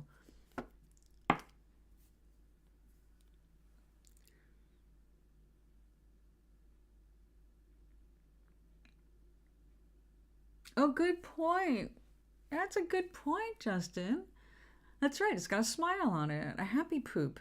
But then again, let's face it. When we have a good BM, we do feel happy. Well, at least happier. It's always nice to evacuate the bowels. I'm surprised there's not poetry written about emptying. Olga is not Vera Wang. She wishes. I love Vera Wang, and yeah. But I would now, if I could be somebody, well, I would still be me. But if I could develop a little bit of that talent, or get some more information, I would go with Iris. Iris is her designs. So it's just art pieces, Not very much of it is translated onto the red carpet, although some of it does. But most of it is really just amazing constructions. It's like doing a mosaic tile masterpiece on a human body that has to move with the body. That is just mind-blowing.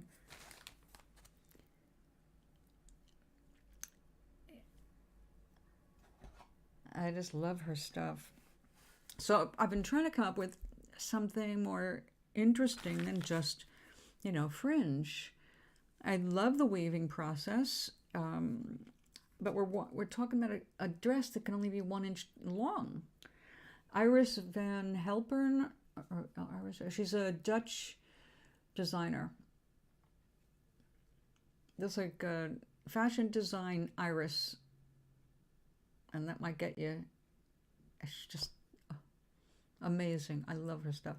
I love watching the behind the scenes stuff. They do a movie of every collection that she releases. But behind the scenes, how the stuff was built, and built is the right word. I'm gonna try. I'm bad at names. I can't. Look at Iris. I don't know if it's Van Hepburn or Von.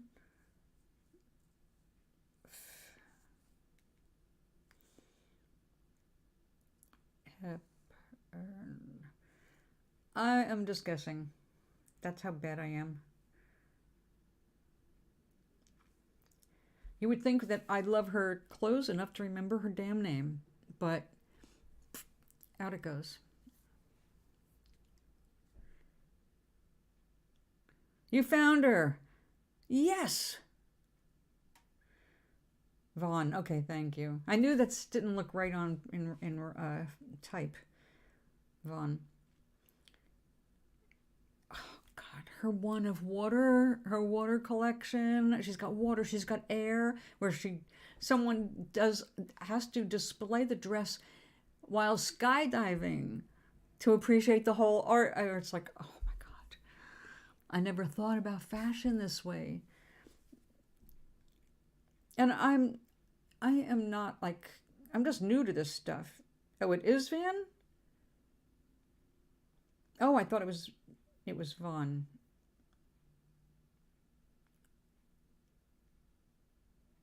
Vaughn, it is Van. Okay. Let's see what I mean. I can't remember. But her stuff is amazing. And because of that, I started looking at other shows, because you know how the algorithm works. It pops up more designers. And I hadn't even heard of most of these people, but they're all over the world. And just some absolutely amazing pieces of art. That's what they are. I mean, it's art, wearable art, but most of that stuff you can't actually wear. They built it on the friggin' model, and that's as far as it's going.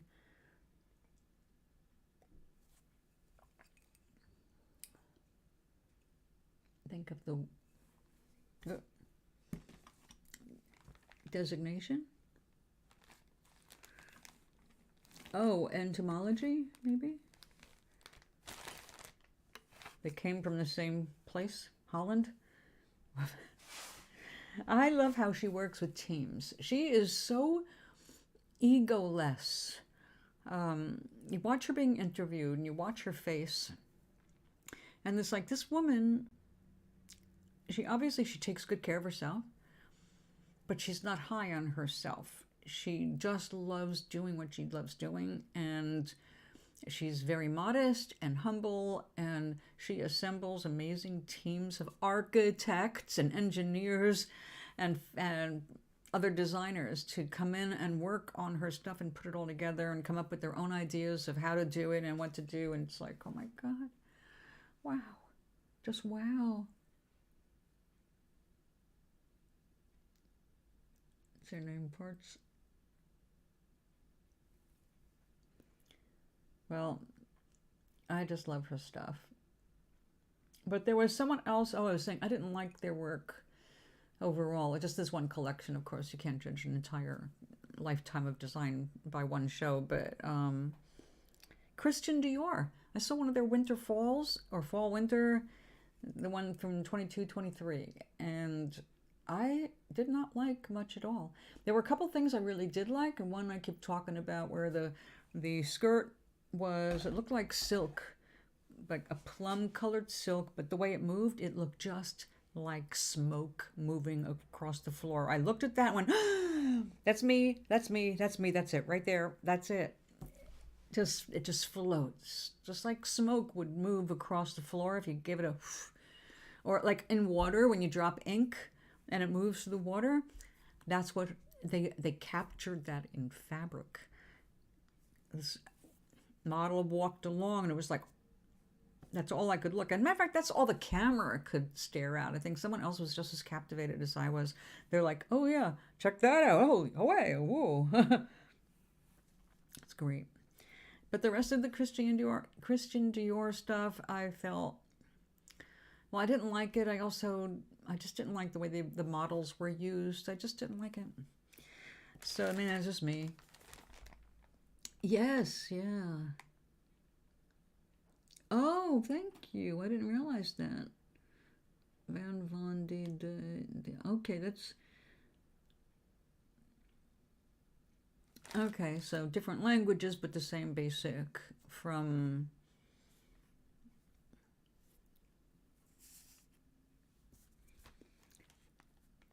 Yeah?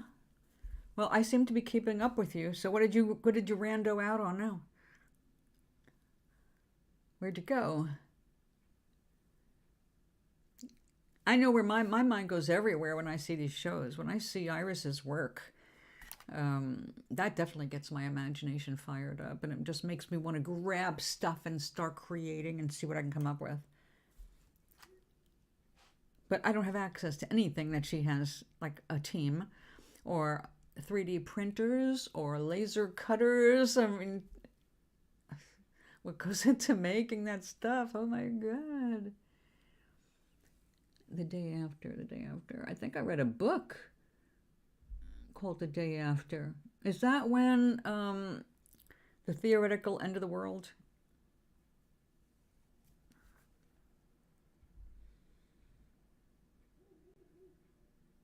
No, I'm thinking of that One Perfect Day, or Up to Perfect Day, something like that, which is kind of like a Logan's Run. Except in the end, there really is a place where people are allowed to escape to so that they don't bother society. The Day After. Okay. I can't recall any scenes or actors in it, so it must have been quite a while.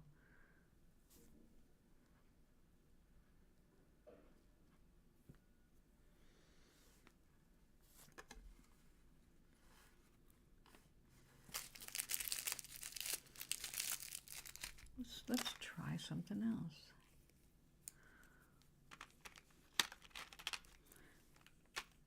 I had to stop watching apocalyptic kinds of things because, thanks to my upbringing, I already have an apocalyptic mindset, which means I'm always having to battle that. Make sure I'm staying present and not going into some ancient mind screw up.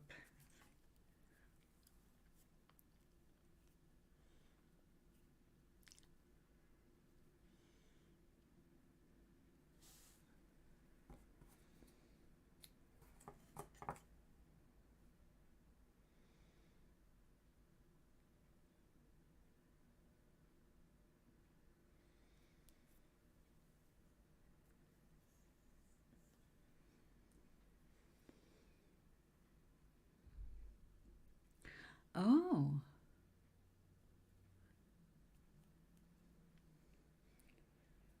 Interesting.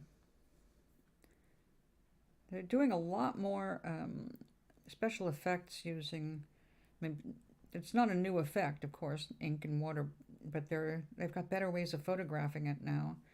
They're getting some really beautiful commercial things out of it.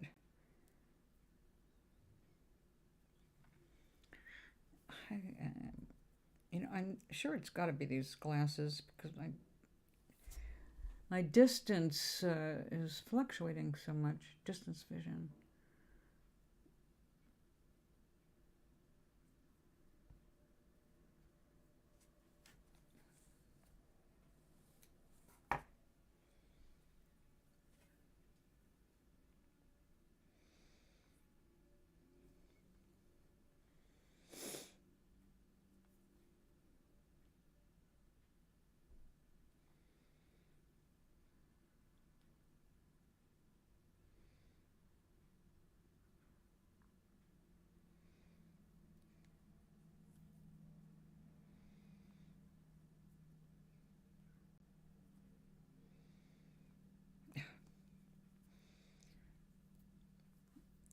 Now, there are people who can make a knot with one hand.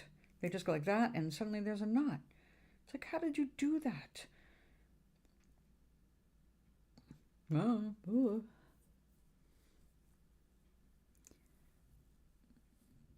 Practical effects. Ah, okay. Yeah, they certainly have. Matter of fact, when I was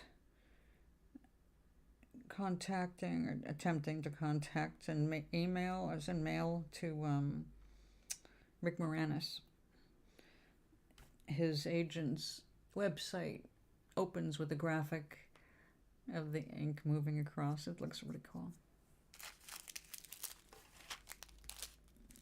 Naughty.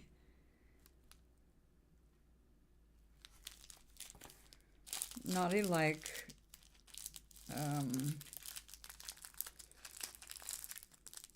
I am Groot.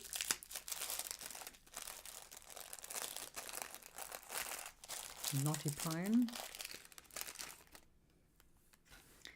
Okay, let's see.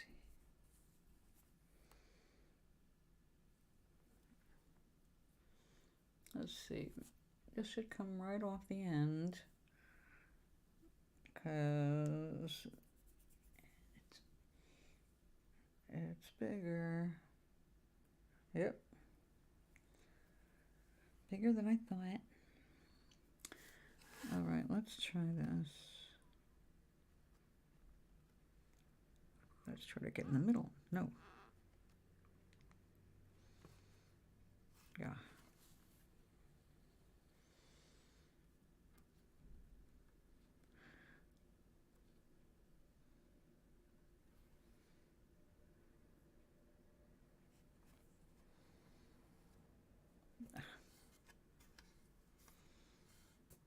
My goodness gracious.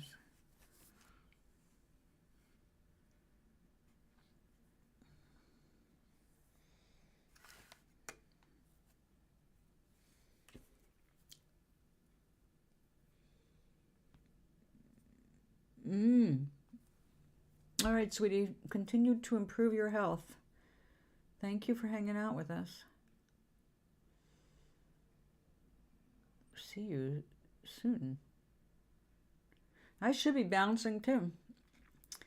Just to, like I said, keep my butt from going to sleep.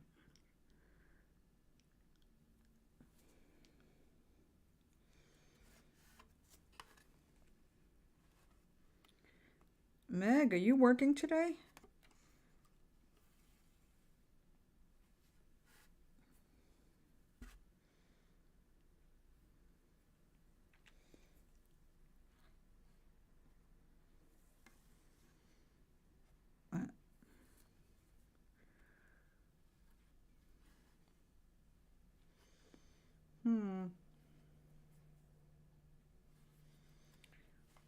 Let's see if this works.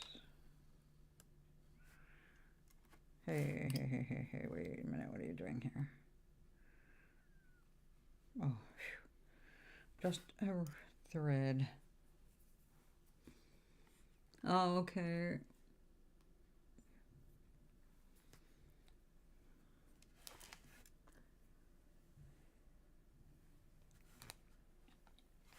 Yeah, there are days it's like, oh, this job. Come on. Surely we can pick up more of a pace. But then again, it's nice to be able to see you here. I have to get your box mailed. And that was my plan this week. And then it got a little too cold to go out there and wait at the bus stop.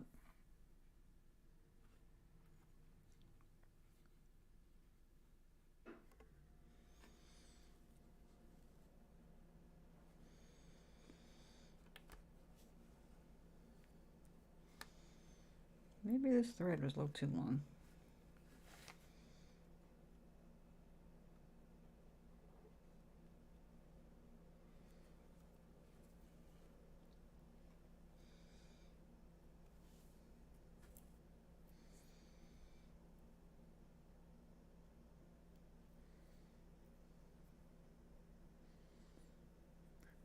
Yeah, I haven't really had a schedule aside from Sunday being here on on Twitch rather on at 10:30. I've been able to keep that. Oh, what's this? I hate when these are inconsistent. Glass tubes. Some you can get this needle through and some you can't.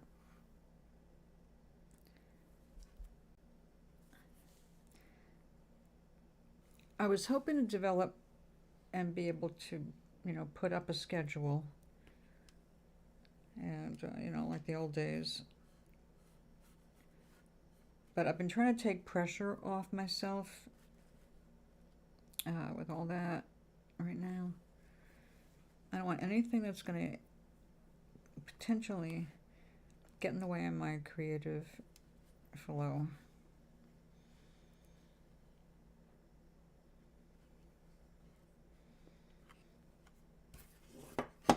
Oh, no, you don't. There you go.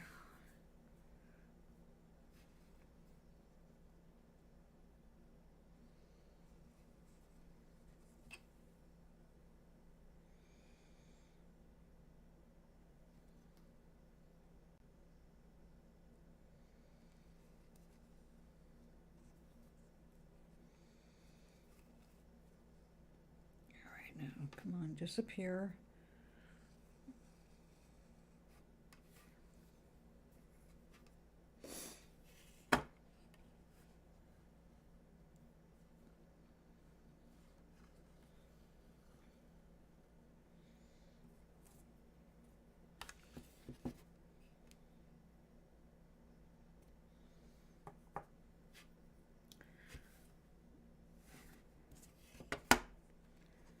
That's fine, it's Wednesday. Hump day.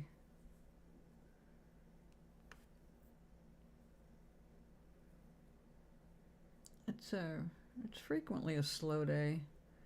It seems like everybody's like, oh, just dragging through. But then Thursday comes, weekend is in sight.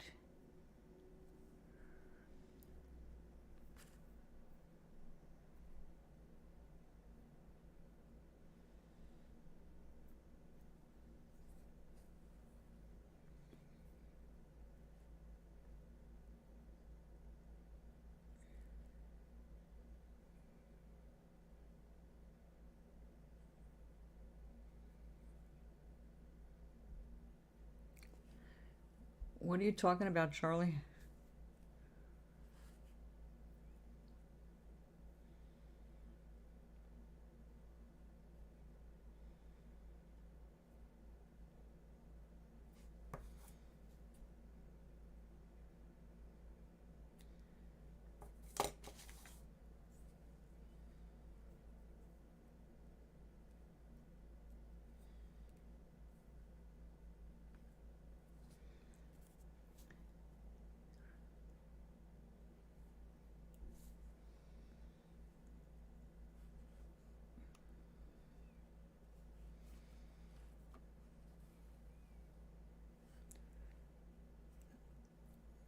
All right, you've got to not get tangled.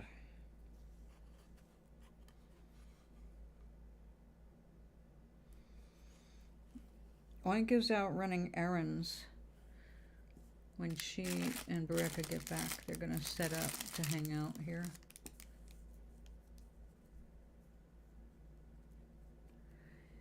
Oh, well, I should think that it's not really your business what she does on her time.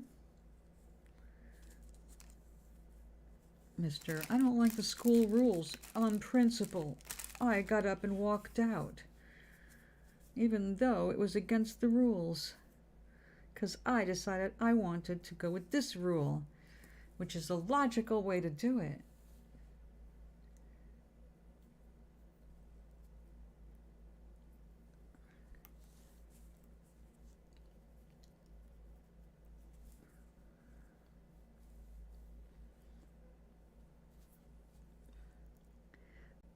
Oh, I see. It's hard to tell with you sometimes. But, that was a good one. I know, that was sarcastic.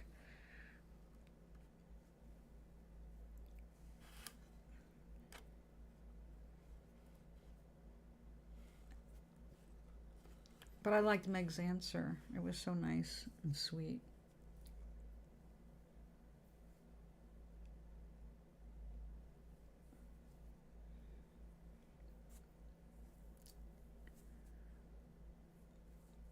I stood for the written principle of the school rules, not the other way around. I stood up because I didn't want to have my teacher change anything on me because she took 3 minutes of my life. I remember the conversation. A little exaggerated. Really, you're wasting your energy. You should be studying something where you could become a great orator or a defender of the poor and screwed. Because you'll know better than them.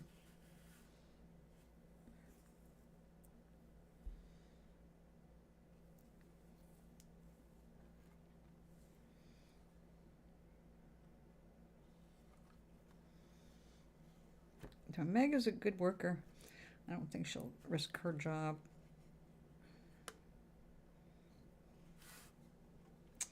Damn, these beads are so inconsistent. I don't think I like them. We're going to take them off.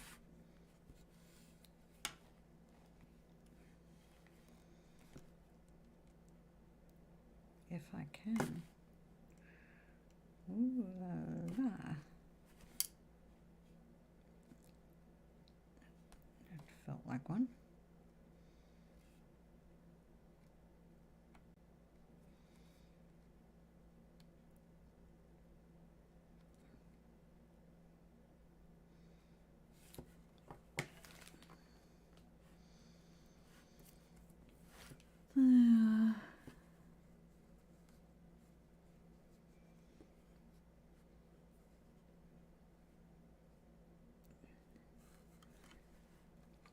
Well, isn't that nice?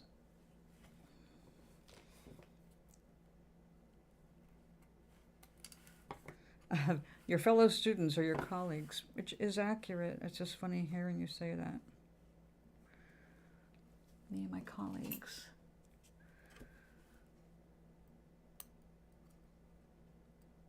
I guess I never thought about my fellow students as colleagues, but that is an accurate word.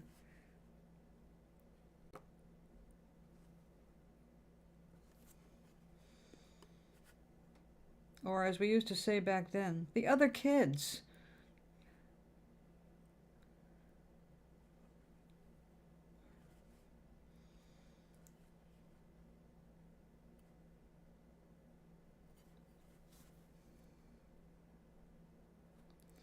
Yep. That one is still tied. We have a K-knot.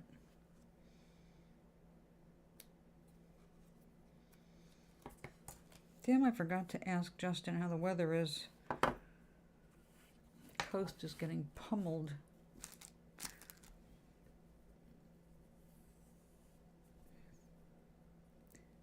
Oh, please. That's all of you lost 3 minutes. I feel so sorry for you. You had so much to do.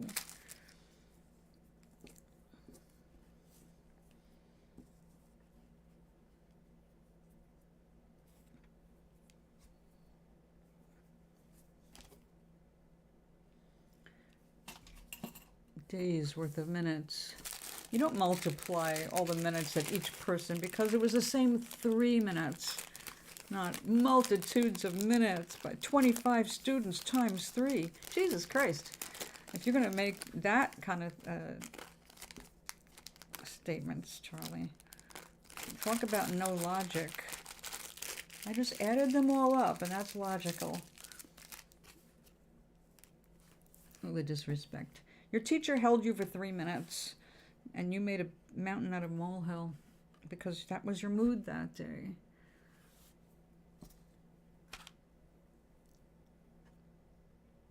But it's not a big deal. You didn't stay. You got up and you left the classroom.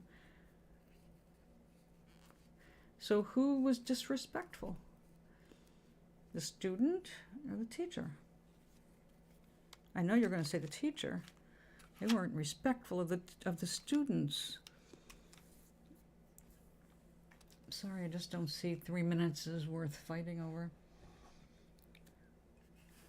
I mean, it's not like you had a race to run or a date or an appointment, or even were you eager to do your homework?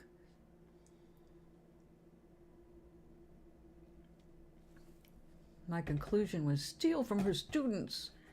You stole nothing, and she stole nothing. She's the teacher, she's the authority, and you got your 3 minutes, so, you know, you made a big deal out of it. To keep me, I was as respectful as could be. I refused to wait for those 3 minutes. I got up and left. I have things to do, and you're eating up my time. Man, if you ever did that in one of the schools I went to, you would have become a target.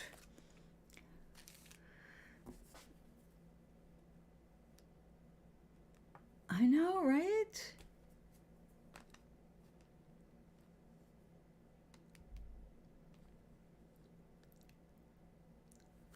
Their time is so valuable. They can't give it up for anybody, not even a teacher. I can't take it seriously. There are so many bigger battles you're going to have in front of you that if this is a big one for you, then you're going to suffer a lot in your life. And of course, I don't want that for you. So I hope you will learn to mellow out as time goes on. Not blame others for anything that's bothering you, since anything bothering you is your responsibility.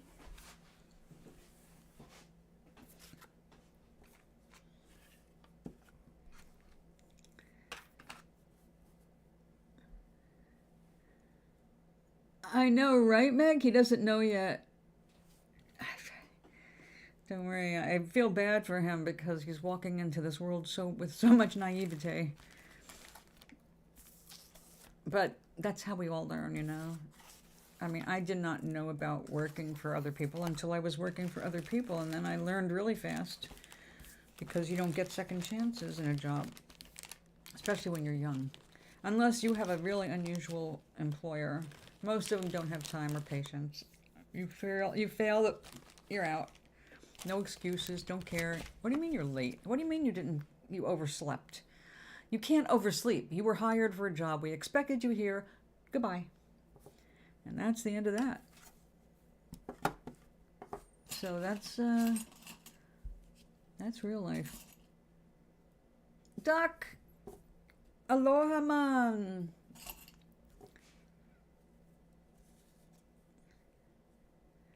Right? Since when does anybody pay for 3 minutes of your time?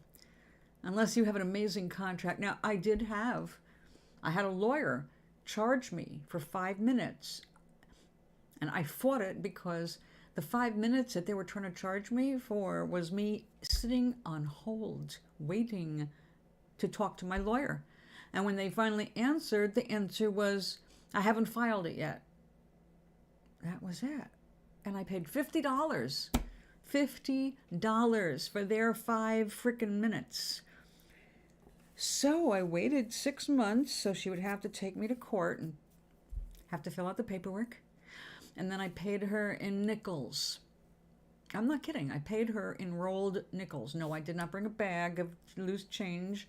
They can refuse that. So I went in and I left all the nickels with her secretary.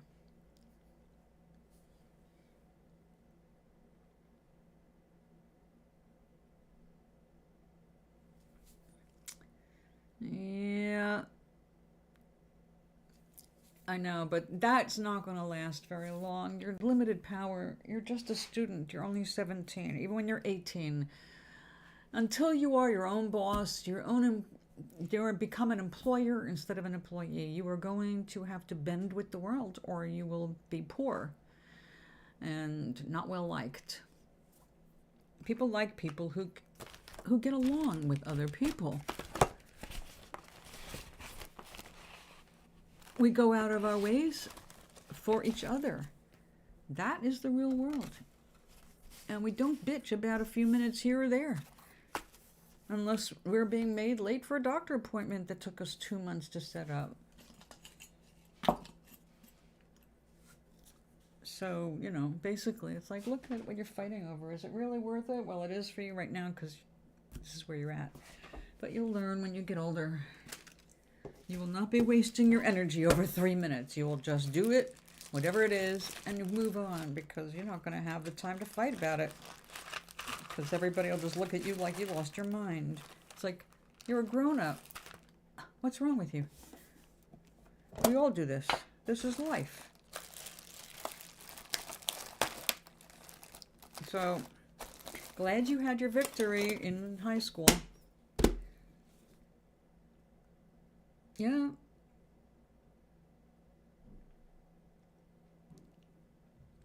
There you go. Right, Doc, be water. He's still a rock in the water. He doesn't know yet to be water. But he will. We all do. We all go through the same lesson. We all learn it. Well, those who don't learn it don't live very long, but, you know, that's another story. The words, as you wish, Wesley.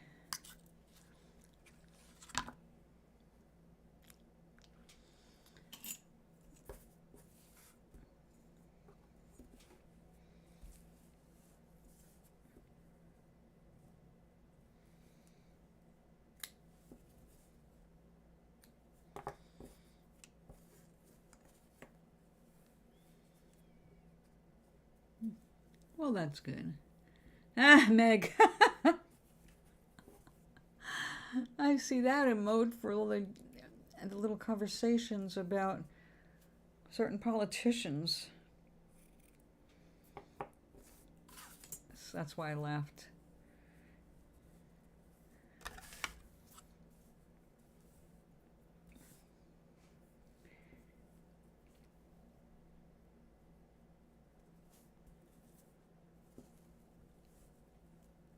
No. Up here?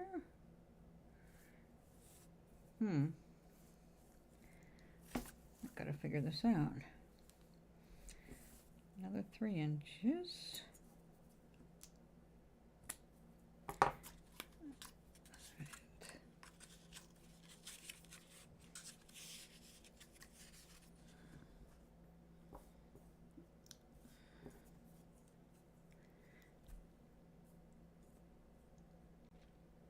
The movie Brazil? Yes.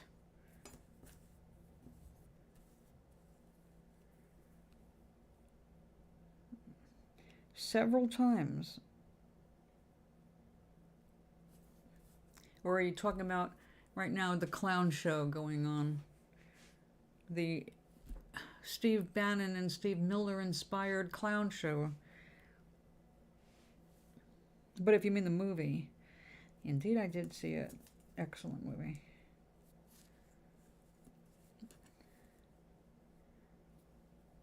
Excellent movie.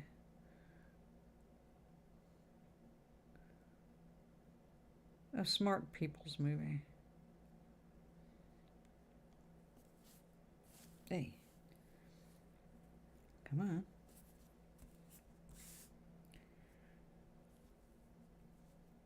Will that work? I don't know. Let's try it.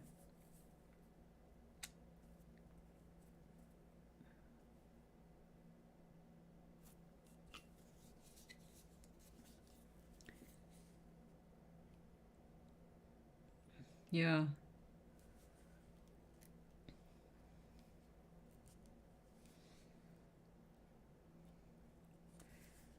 The fascists just tried to storm the government, but they were dealt with much faster than we're dealing with our insurrectionists here, pretending It was a stolen election. No, you fucking lost. You don't want to lose. You want to be a dictator. So take this, dick. We're not going to let you. So, yes, we got a problem with fascism right now, and people going around the world trying to make it happen. It's like, we're going to break up the United States. We're going to break up the EU. We're going to break up everybody we can so we can divide and conquer. That is the fascist way.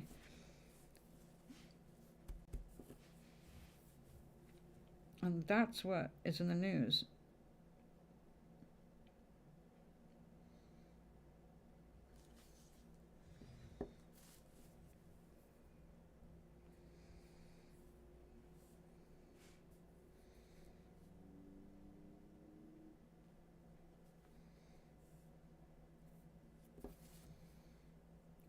Okay, let's let that dry. Hey, come back here. Yep. Oh, well, they were getting prodding. Look who was giving them advice. Our own American creator, our own traitors.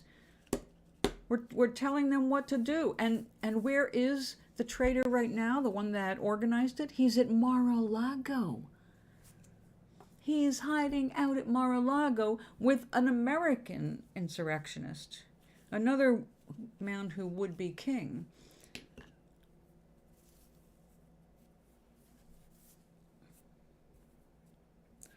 Yeah, the whole thing is they're trying to bring it to other countries. They've been trying to bring down every nation that is a democracy, because you can't take over it if it's a democracy. You can only take it over if it's failing as a democracy. Yeah, what is Steve Bannon and what is Tucker Carlson?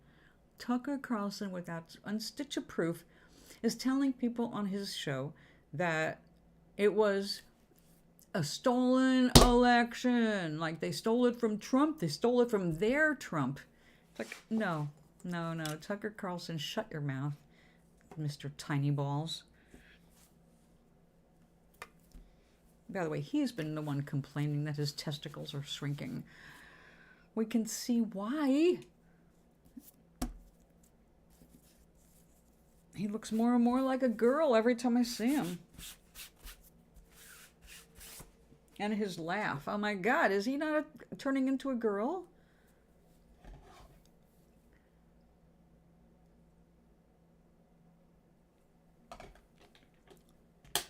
I've never seen somebody go down like that. He's starting to develop a woman's voice even. He's all screechy and like, not a good woman's voice, but like what Republicans think women all sound like. That's what he sounds like.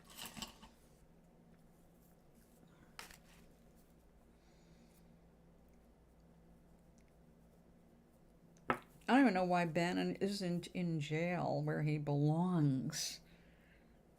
I mean, that's more upsetting than anything.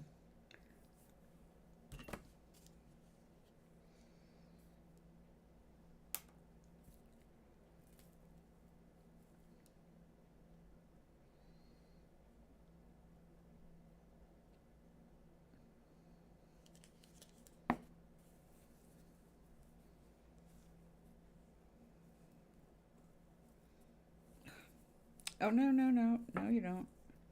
Tell Ballerina model, you have to stay here.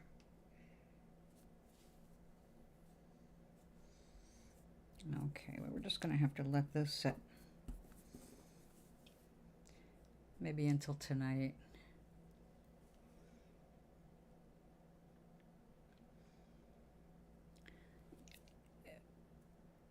Bannon is going to be broke. Who is fueling him? He has no money. He has no money. We saw that he had no money when he was asking Trump for money. He's getting money from other people, criminals. Well, we don't know what your system is about,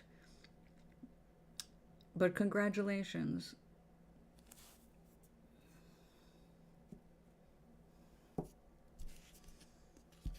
Your system to accomplish what? We also don't know. All we know is it takes a lot of writing and a fountain pen.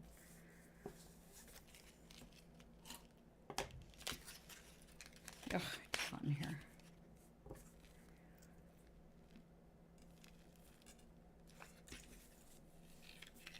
Come back here. 3 inches right there. Make sure this fits. Just barely. We better make another one.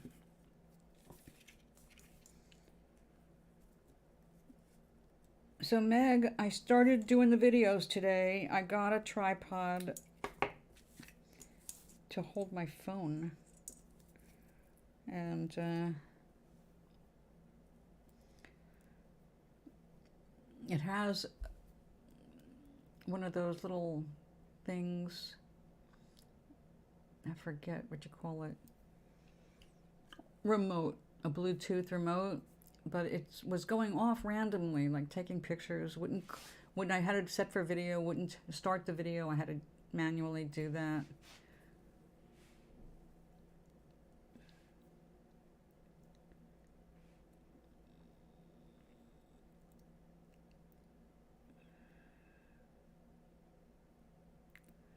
Yeah, that's a good point, Doc. I think so. Okay, Charlie.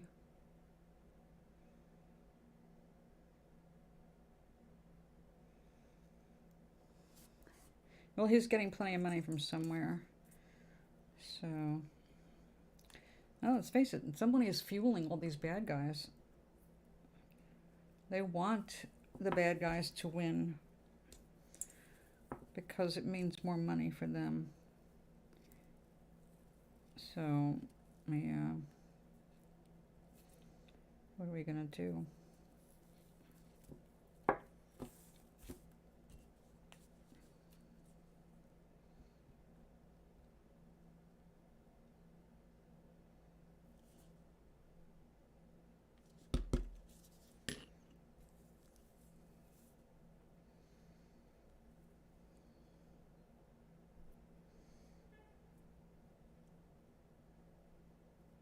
Oh, I'm glad this glue washes off easily.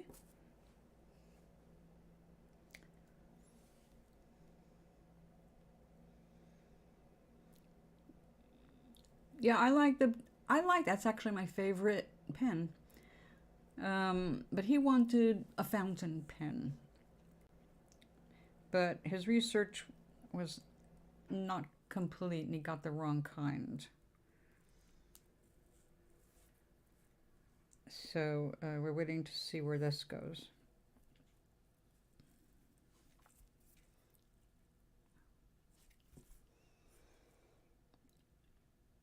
Oh yeah, rich people, absolutely, Doc. Look, people who don't want their businesses messed with. People who have an interest in keeping the crooks in power. Other crooks. So, you know, that's what we're dealing with right now. Crooks protecting crooks.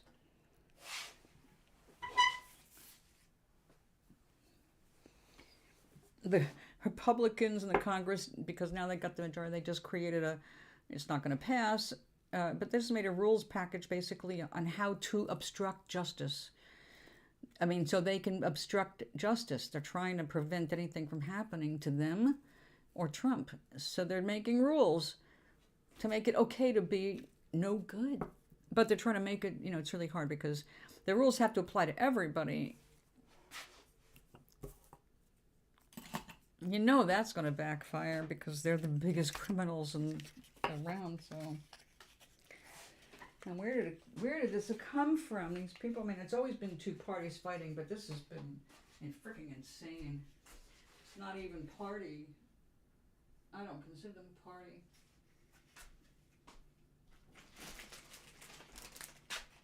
Dr. Dre just went after what's her name, Empty Green, for doing a video and using his music in the background. So he sent her a cease and desist letter. We need more people doing that.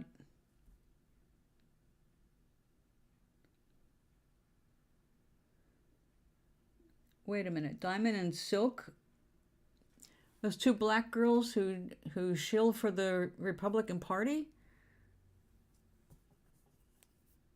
What? Is it them or somebody else?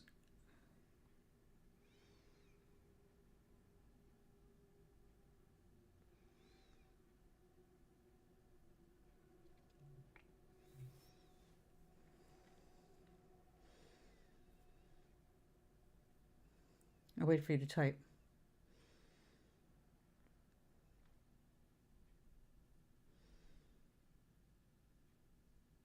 It is them, okay. What happened? I thought they were both young women. What happened to Diamond? The last time I saw a video of them, it didn't look like they were sick.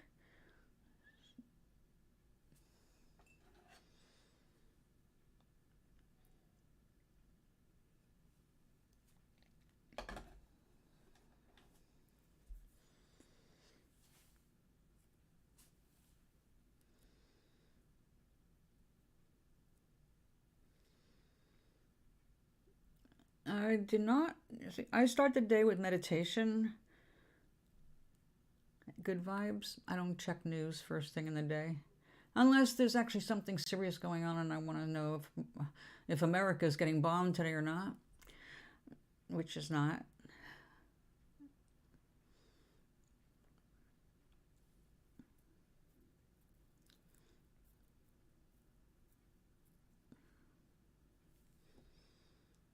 Are you typing?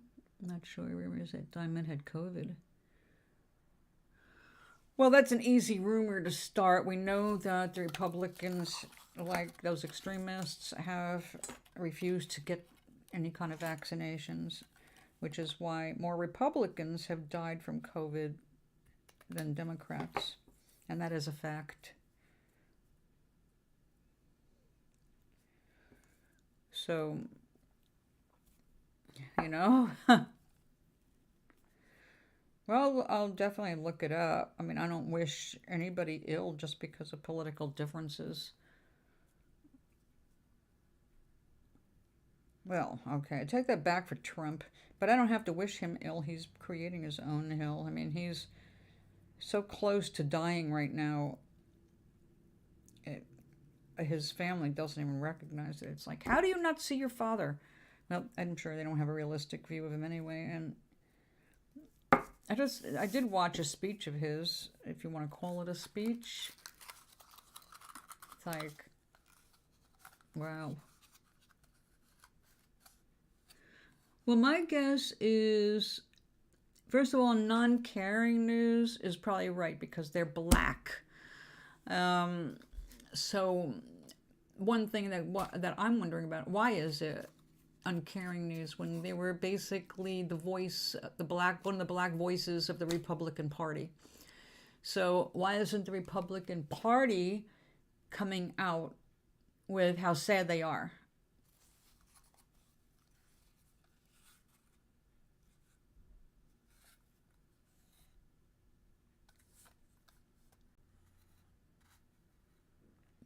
These what?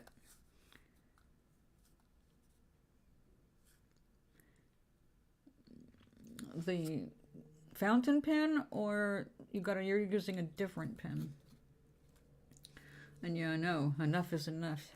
You just settle for a while, which is usually what I do. It's like, I just need a pen to work. Maybe I better sew that together. Oh, wait a second.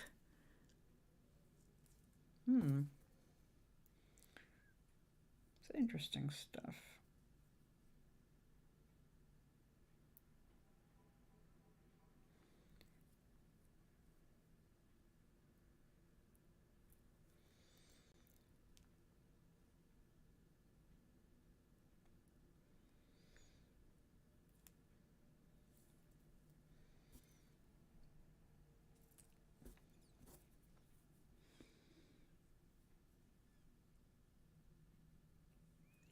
That's all they do. Okay, Charlie. All they do is get in the way of progress.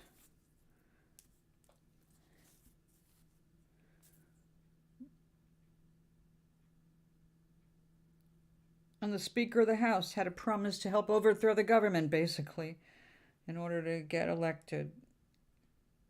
Must have felt good. He lost 13 votes, 14 votes. I mean, they voted 14 times and would not elect him until he promised everybody everything they asked for. Spineless. What they're trying to do, aside from block anything that the Democrats do, they're trying to get rid of Social Security and food stamps and Medicare.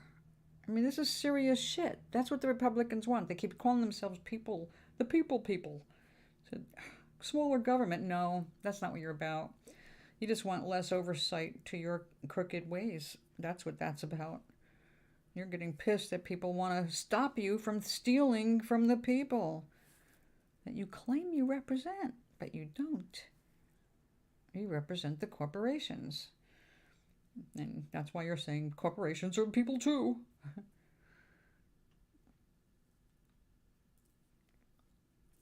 I'll tell you.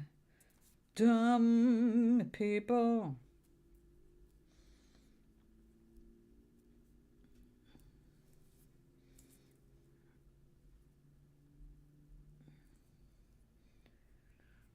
Easily misled. Come, I'll give you everything you want.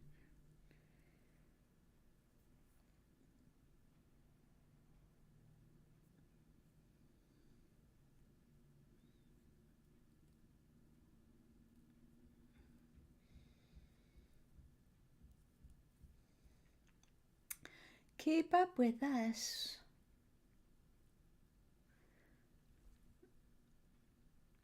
Oh, yeah, I know. The clown show. I hate clowns.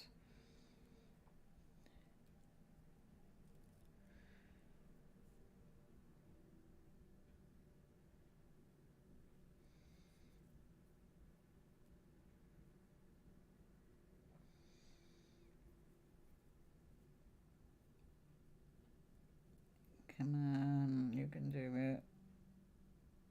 Yes. Yay.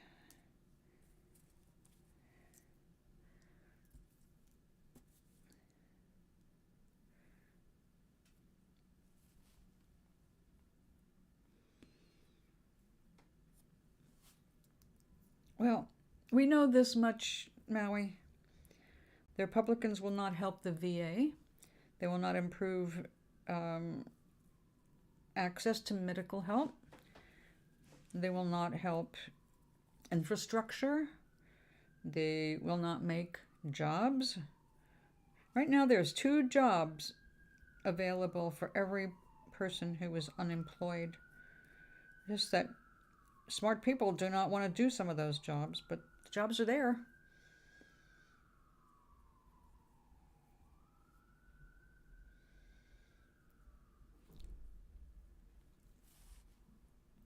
Yep. Right now, you got to remember that, Miley, because you're not going to help your own situation by letting yourself get caught up with Trumpism crap in the news. You have enough on your plate.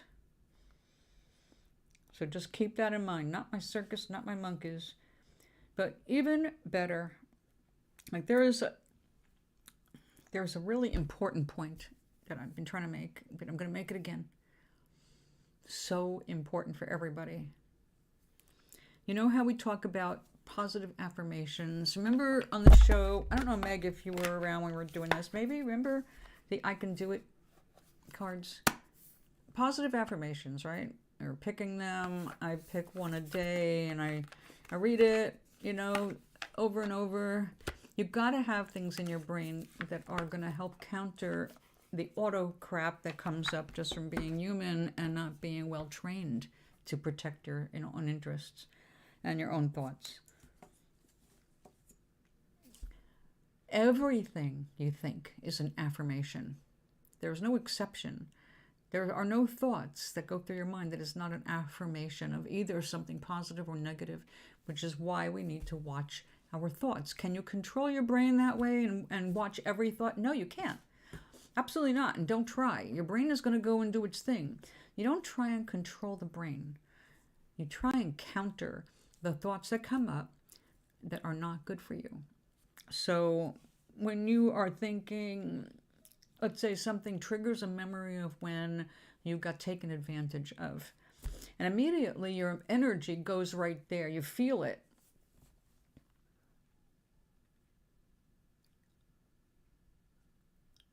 Yes, yes.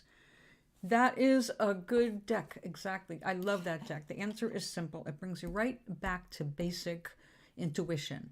You need to be able to get in touch with yourself. So I love that deck. That's a good one. Trust your vibes. Same thing.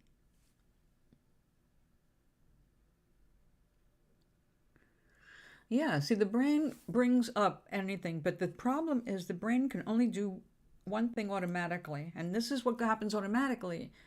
It only has access to the past. Think about that. All right, it's really significant because the past is where your pain is, right? Why do you want to keep going back to where the pain is? Of course, consciously, you don't want to go back to where the pain is because it's pain. It's not productive. It doesn't teach you. It hurts you. It gets you into cycles of thoughts, not just a thought, right? But it can start with just one little random thought. You're just like on the edge of sleep. I have that problem with the morning. It's like, okay, we talked about Glenn before because Glenn was a source of a huge amount of anxiety in my life. And then, of course, he blew up my life. But I was there too, right? He was my husband. I'm not blaming everything on him. What I'm saying is that if a person is in your life and they are reminding you of things that are unpleasant, it only takes just 1 second of them popping back in your head for it to inflame the whole emotional well it's being drawn from, because you have a well, because in the past you were there. In the past, you've got all these memories. You've got all this buildup of emotional stuff. You didn't just watch things happen. You were emotional when they happened.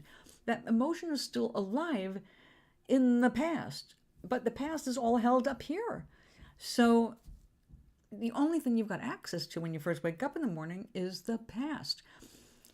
You have to consciously say, all right, I am now awake. And the pain of the past popped in my head, but I know what to do now. And this is where you are taking control.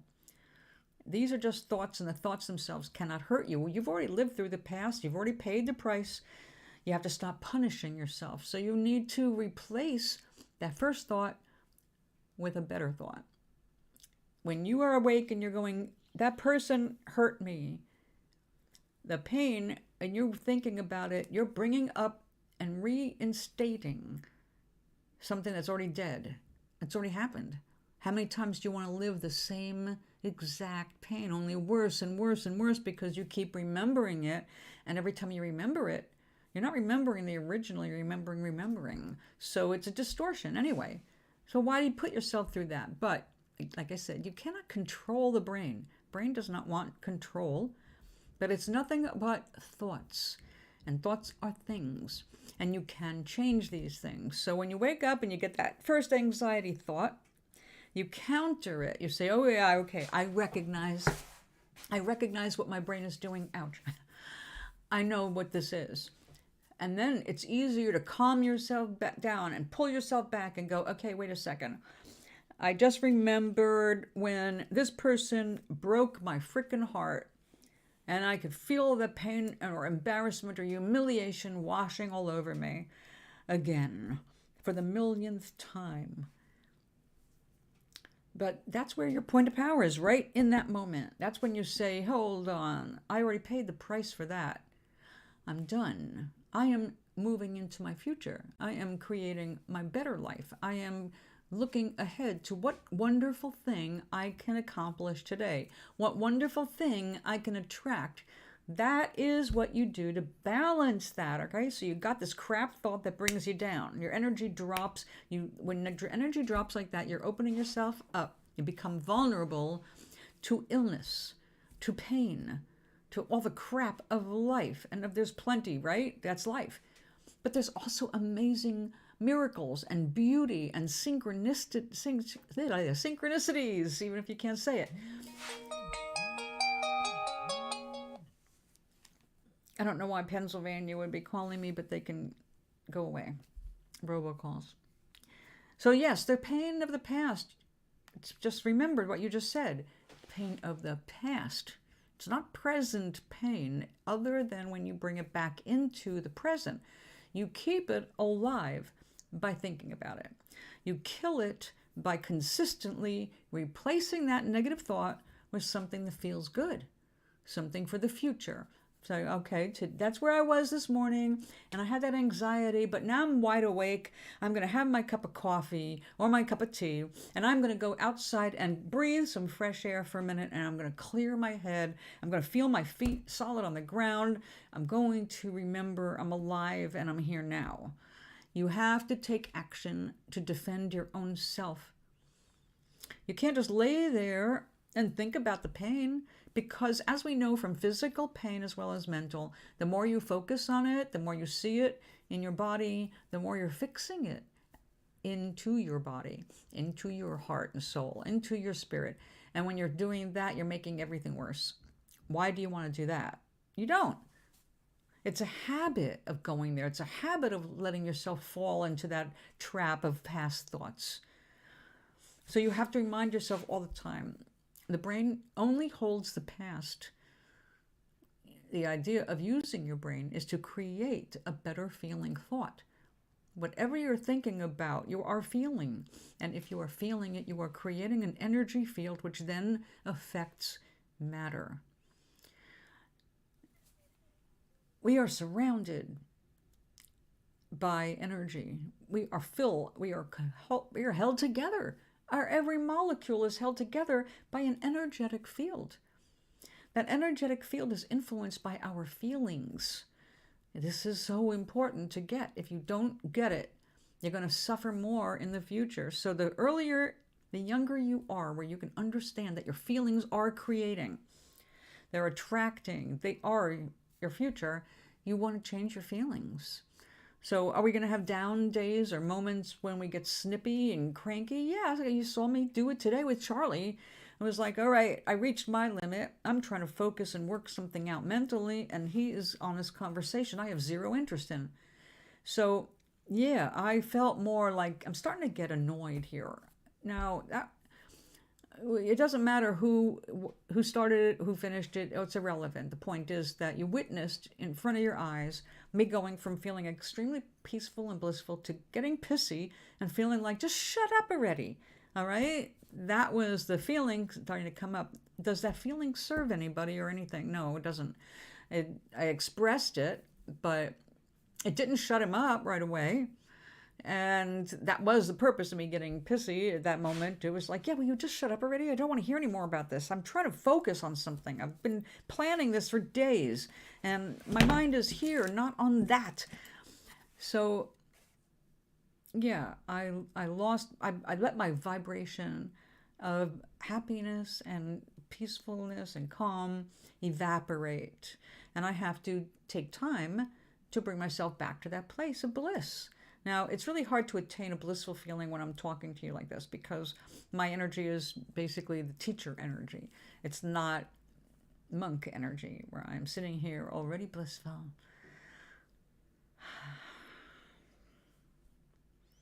But it doesn't take me very long to get back into it. To experience the feeling of actual bliss is to raise your vibration high enough to make you feel like your whole being is smiling.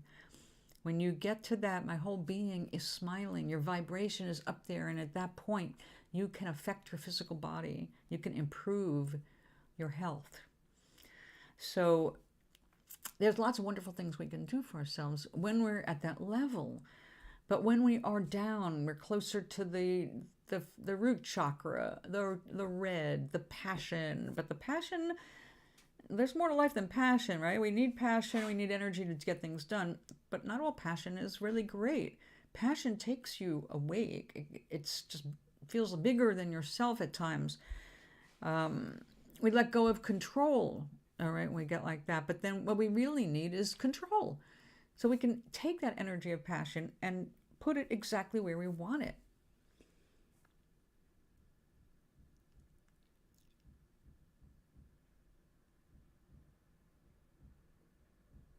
There you go. See, awakening right there, Doc. That is exactly what I'm talking about. Those moments when that is what we call a synchronicity. Someone said the right thing at the right time and you understood why, what's behind it.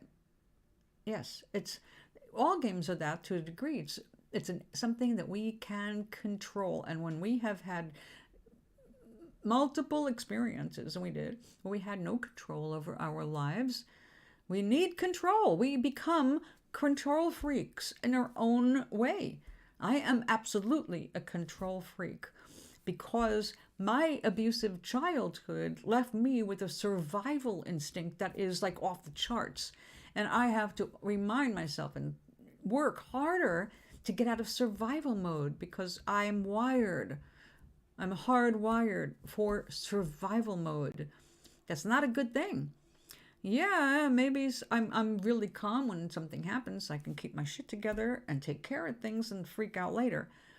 Yeah, that's an advantage, but that's not good for me in other ways. When we are in survival mode, we're not living. We are stuck in the past.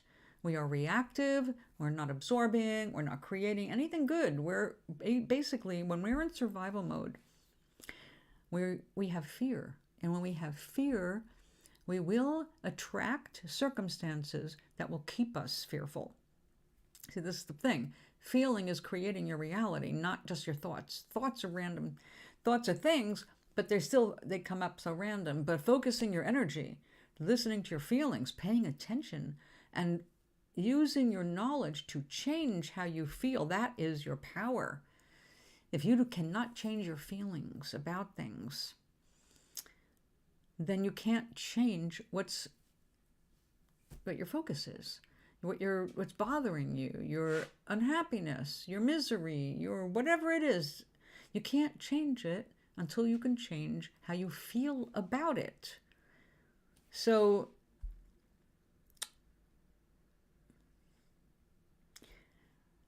one of the first lessons I learned about the law of attraction, back when I was calling it the power of mind. The power of mind brings you back to understanding why so many people can't just make $1 million or inherit $1 million or win $1 million. That $1 million, even my father had that $1 million bug. He was determined to become a millionaire by the time he was 30. Now, it did happen when he was 31. But he didn't keep it because my father also had the same problem. Fear, survivalism, that the belief that you can get so far and then the bastards pull the rug out from under you. Okay, that was the psychology. Yeah, you can do this, you can achieve this, but as soon as you get to where you want to be, they're just going to yank it all away. And that kind of thinking is what creates that exact kind of an incidence. So we have to not be thinking the world is trying to set us up. We're setting ourselves up.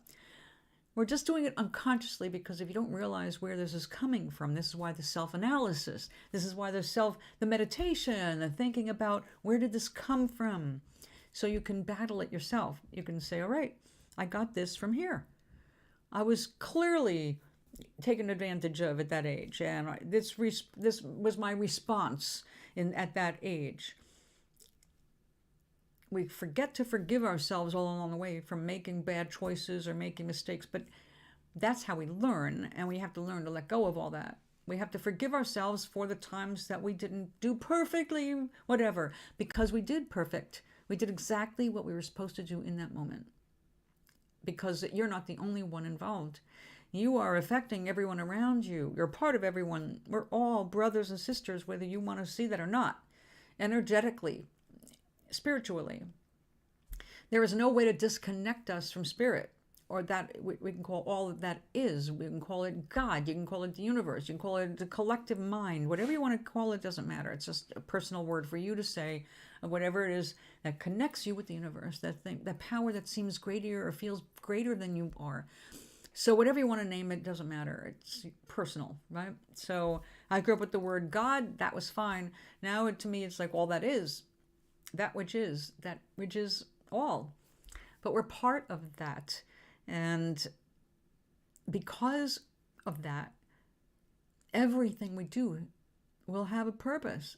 So there's no mistakes in that nature. There is no mistake. You can think you're making a mistake, like, oh, I picked up this cup and I threw it across the room and I smashed it. Oh, that was a mistake, because when I smashed it, I broke something of mine.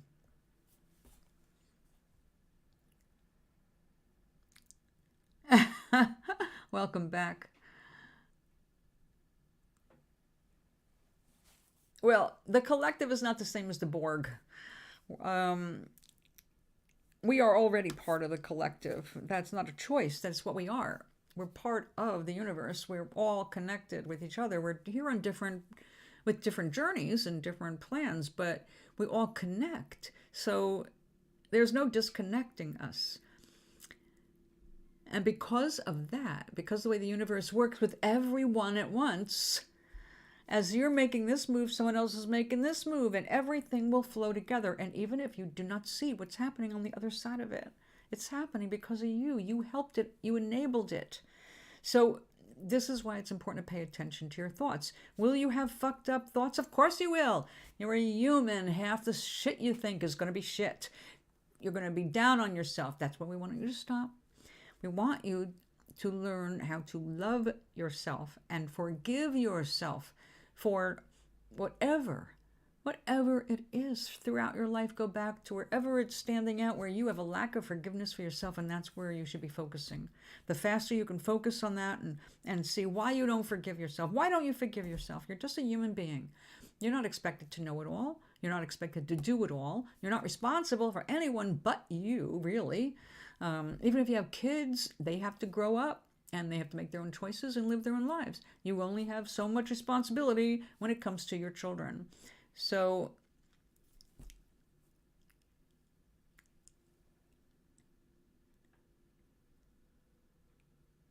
well, there you go. Yes, I'm quantumly entangled, and I will always be yanking everybody else's strings. You know that.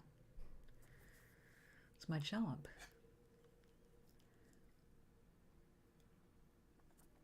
Okay, so Justin, are you familiar with, oh God, I love this guy, Joe Dispenza, Dr. Joe Dispenza.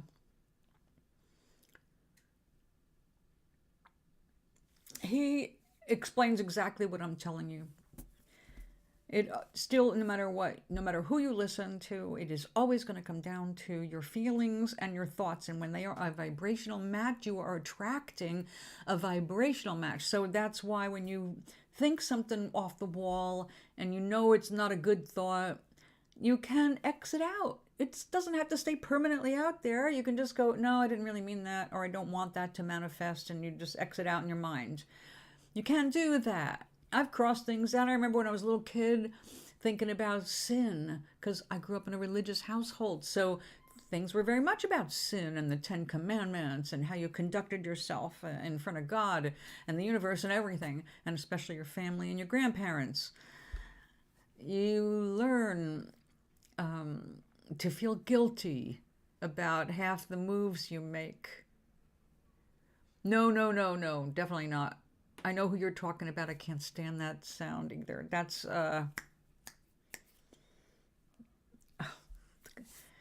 it's got a weird name. I want to say Otto, but that's not it, I don't think. Damn it, what is his name? Yeah, those voices.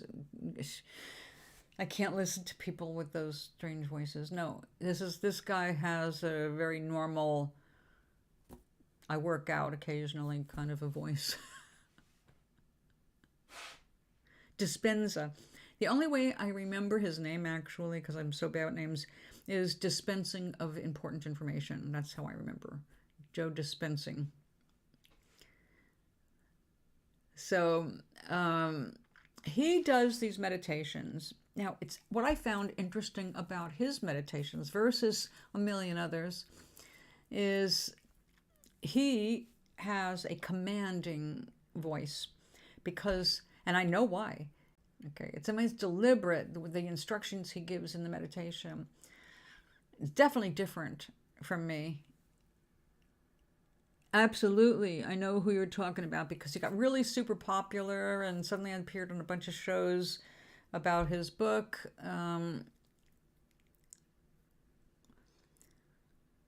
Yeah, I'm not all on his page, you know what I mean? But yeah, I know who you're talking about.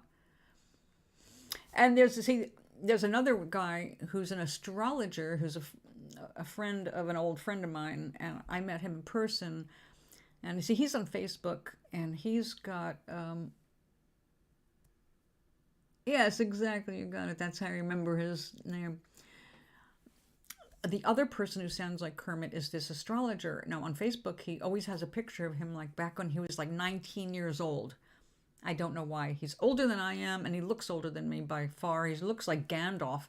When I met him, I didn't recognize him because it was like the picture I saw is like this young guy.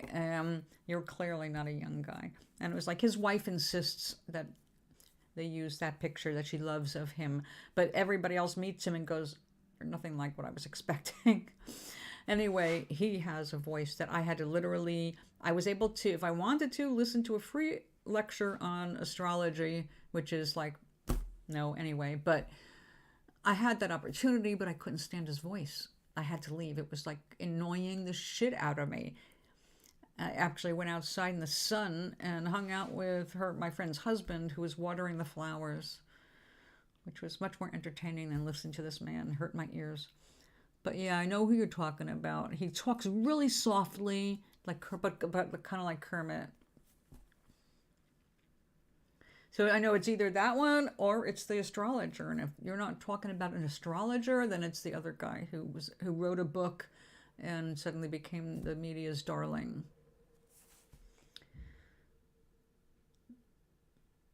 Can't remember his name now.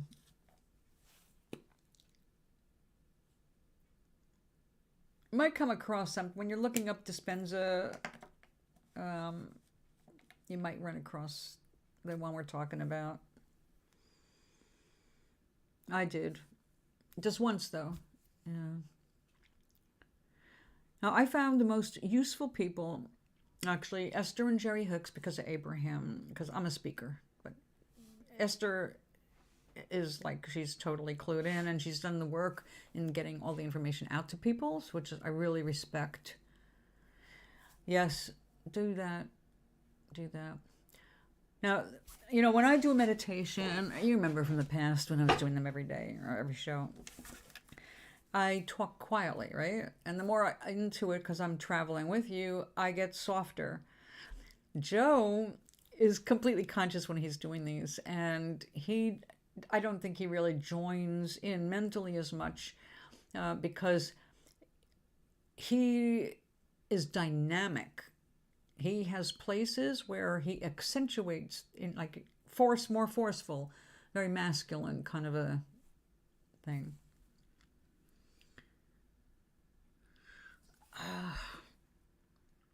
Oh gosh, you know, I don't know. In the old days, it would be called New Age. You'll find his stuff with like Louise Hay, Esther Hicks, Wayne Dyer. What are they under? Wait a second. I can tell you what to look for because I happen to have this sitting out here.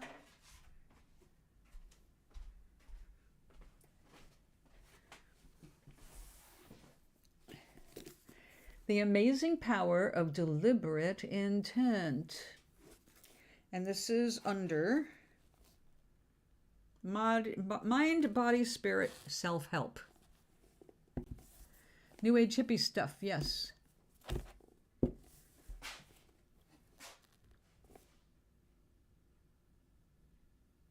Yes, it's true, Doc. It is true. Listen, you have to program yourself because you've already been programmed in the negative. You know all the old programming.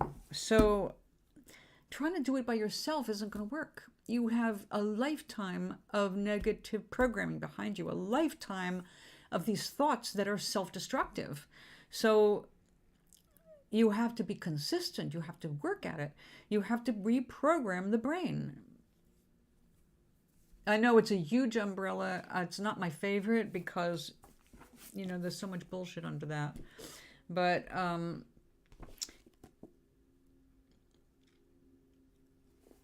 you might want to check it out. Just look up Dr. Joe Dispenza, and you will find lots and lots of interviews. He's got his own website. And it is self-help. I mean, what do you put this under? It's not religion. And you can be an atheist and succeed with these techniques. So it's not philosophy. It's basically, I think it's more along the lines of, I don't know, maybe quantum physics ultimately. Yeah, supplemental health. Oh, it's a supplemental health.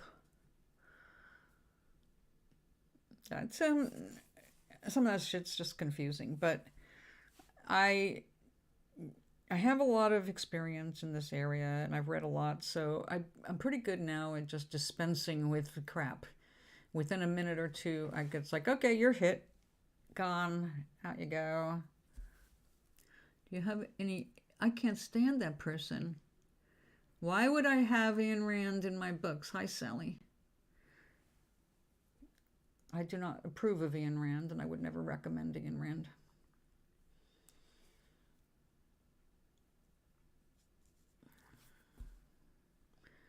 I realize that some people have found at least one of his books valuable, but no, not for me. How are you, Sally?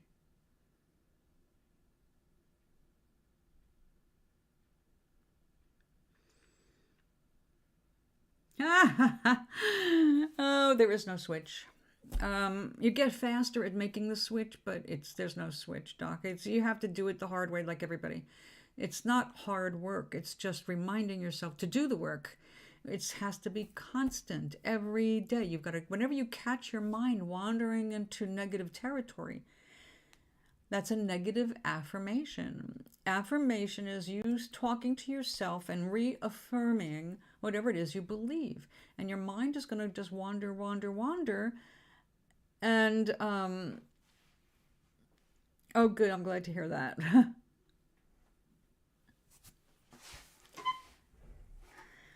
The mind is going to wander, and you have to bring it back consciously. So you can't, like I said, you can't control your brain, and you'll make yourself crazy if you think you can. Don't try to control it. Your brain is going to run amok. When it does that, catch that thought. You say, oh, wait a second, I was just all getting emotionally embroiled about this memory. And then you have to say the word. It was a memory that you were getting all emotional about. Right there, that tells you that memory has to be worked on. You've got to look at it. Why are you still reacting? Why do you keep bringing it forward? What is it that triggered that? Is there something going on that brought that up, that made you feel the same way now that you did then? We are connected by our old feelings, and part of our feelings from the past give us comfort. They're familiar, right? Even abuse becomes comfortable because we know to expect a certain kind of behavior from a person. So this person's abusive, but they're always abusive, and therefore we're kind of relieved. We know that they're always going to be like that, and that's what that looks like. But then we learn not to associate with those people. Then we learn that when they come up in our mind, we go, wait a minute, that was an asshole. Done. And you get better and better at pushing aside things that are not working for you. And anything that brings you down, anything that's about the past that was negative, is negative to think about. It's not helping you. When you are able to think of something without having an emotional reaction, you will know that you have succeeded in that area, that you beat it. You've overcome it. You have done the work. It's no longer emotionally charged.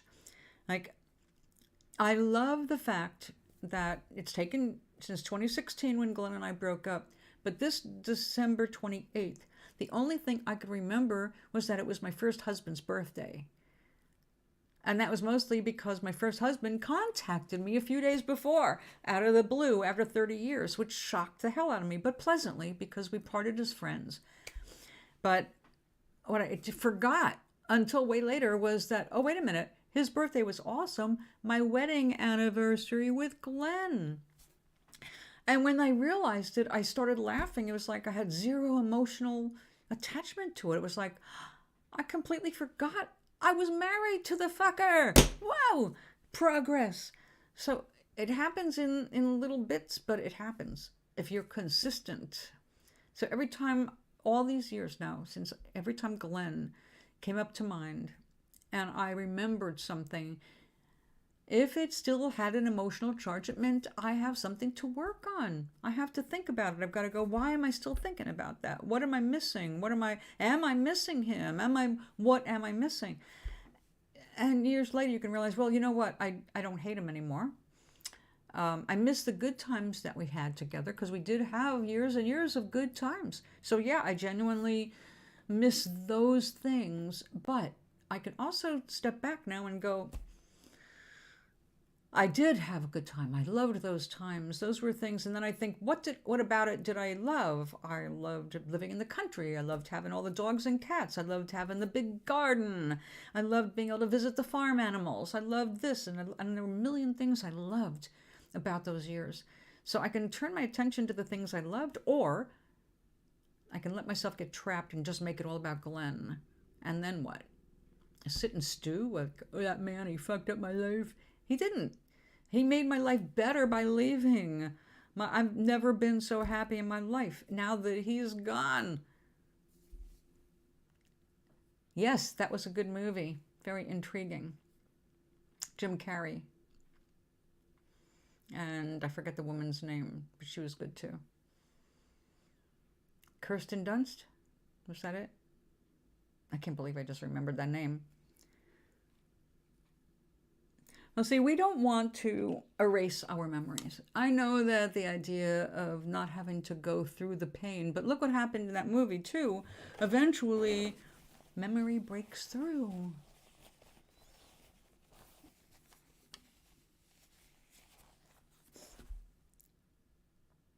Well, I don't know.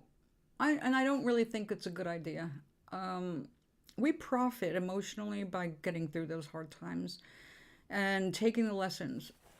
The thing is that we don't like is we don't like to do the work. We try to shortcut everything. And we can't. We're not here to shortcut. We're here to live. And living includes painful shit. Nobody likes it. You'd think I want to go back and relive my childhood. I'm not saying I would willingly go through all that again, but I'm saying I am a better person because I went through all that shit. I am way more resilient. I am way stronger than half the people I meet. I am emotionally strong. And sometimes I even feel a little bit on the invincible side, which I'm not.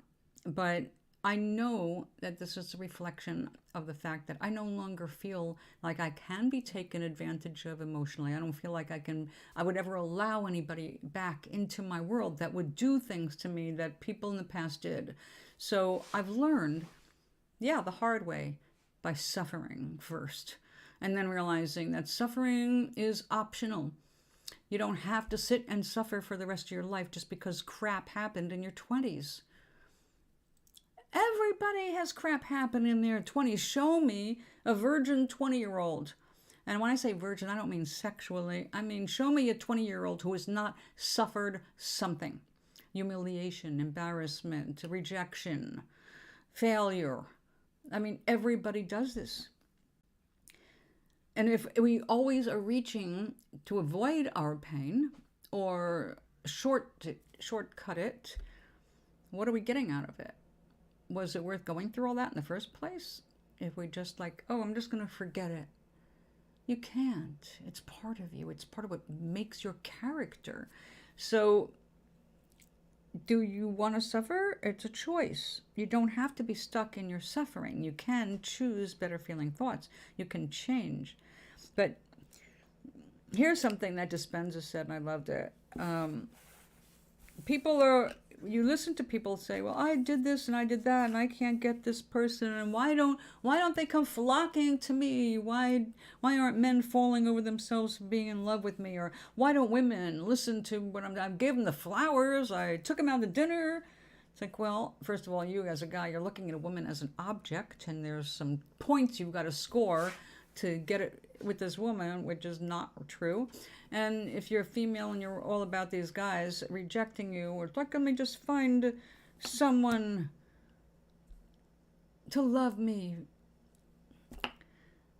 You have to be worth loving, quite frankly. If you feel so unloved, if you feel like no one is ever going to be attracted to you, well, it's your job to find out why. It's your job to make yourself more attractive, and I don't mean physically, I mean attractive as a personality. Are you someone who just bitches and whines all the time? Are you complaining all the time? Are you criticizing all the time? Who wants to be around that? Nobody. Nobody wants to be around someone who does nothing but bitch. And that's men and women. Life is suffering is the first Buddhist teaching. Yeah, life is suffering, but it doesn't have to be. And that's a wrong teaching, because suffering happens, but when you understand it, you suffer less. And as you learn how to avoid doing things that make you suffer even less. So suffering, for the most part on this planet, is optional. It's just that shit happens and we suffer pain, but how much we get into it, it's like, okay, you want to sit there and talk about your pain? The more you talk about pain, the more pain you feel. You're focusing on it. You're making it solid in your body. Louise Hay said one good example. She was trying not to focus on pain, but she smashed her finger badly in a window. And of course, riddled with pain. But she was trying to find a way to express it without using pain. And she realized, I am having a lot of sensation in my finger right now. I'm having a lot of sensation. But the important thing is, like, try not to label things, because when you label them, it becomes like a little rock in your brain and it stays there. And then you have to find it and root it out and say, oh yeah, rock, smash it, smash rock into dust. But that's extra effort. It's way easier if you catch these things earlier on. Nevertheless, if you have survived to your 30s, that means you fucked up a lot in your 20s. Congratulations, you're doing it right. But now you got to go back and look at it and say, okay, are you on path to get what you want? Are you happy? Do you have enough? And if the answer is no, then it's time for you to slow down a little bit, a little self-examination. It's like, where are you held up? What is it that is making you feel unworthy or unlovable, or like you can't overcome something? That's when we turn to others to help us. Help me figure this out. I don't know what I'm looking at anymore. I'm overwhelmed. I've got too many things going on. That's when you don't try to handle it all. That's why other humans exist, because we're supposed to be here for each other. So you need more than one person to turn to, by the way, because life moves so fast, and there's so many different areas of our lives. And the more interesting we are, and the more interesting we're getting, the more complicated we are. And we need more than one person that can understand us, because they understand different parts of us. So reach out. If you are feeling overwhelmed, get some help. Ask for help. Talk to a friend. If you can have a good relationship with a relative, talk to a relative. If you are like many people in the world where you can't turn to your family because they're the problem or part of the problem, then yeah, it's harder. And if you don't have friends, or you haven't been able to make friends because of all of these problems, then you hire somebody. You get a counselor of some kind, somebody you can talk to, someone who can be on your side, but also objective enough to help you see what's happening, see what you're doing, and how to change that for the better. It's a process. Nobody can just look at their bodies and their minds and go, okay, tomorrow I'm going to be all better. It's not real. You can be better tomorrow. You can be better in a few minutes, but that doesn't mean like you're all better. We have conditioning we have to overcome. So again, I will remind you, the mantra should be everything we think is an affirmation. Whether it's an affirmation for something good for us or something negative, it's up to us. The negative automatically percolates to the top because it comes from memory.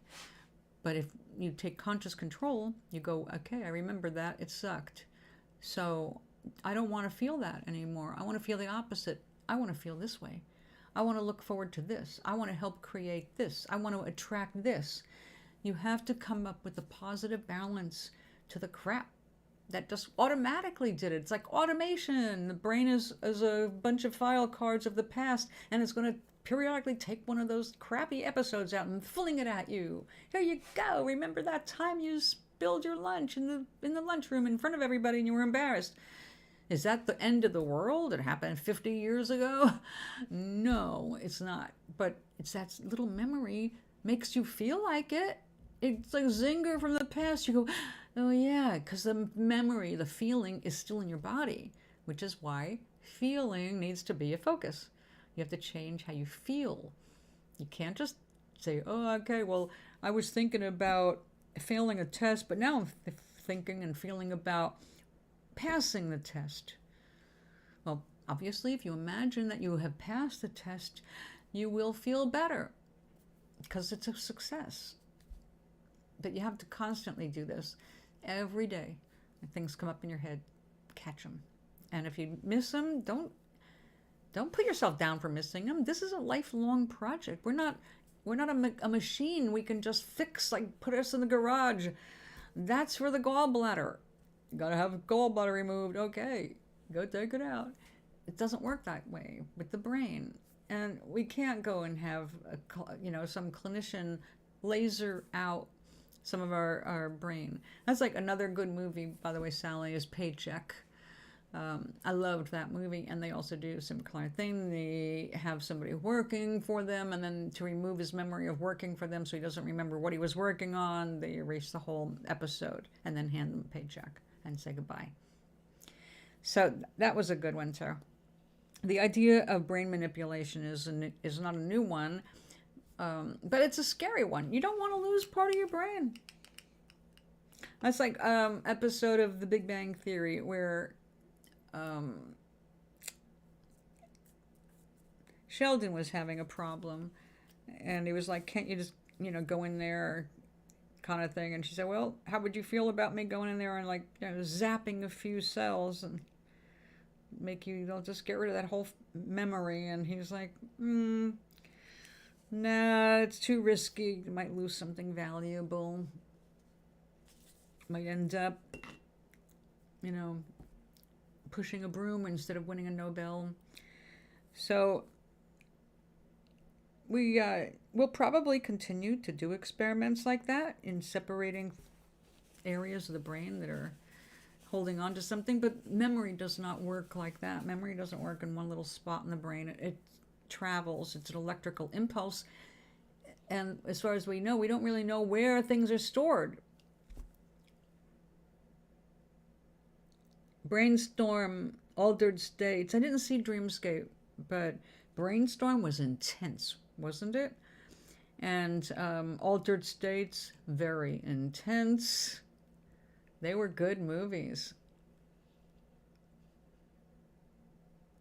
Agnes, yay, welcome back.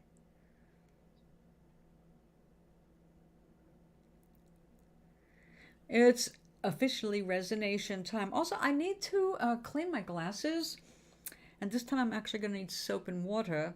And also I need to stand up for a few minutes, so give me 5 minutes or so.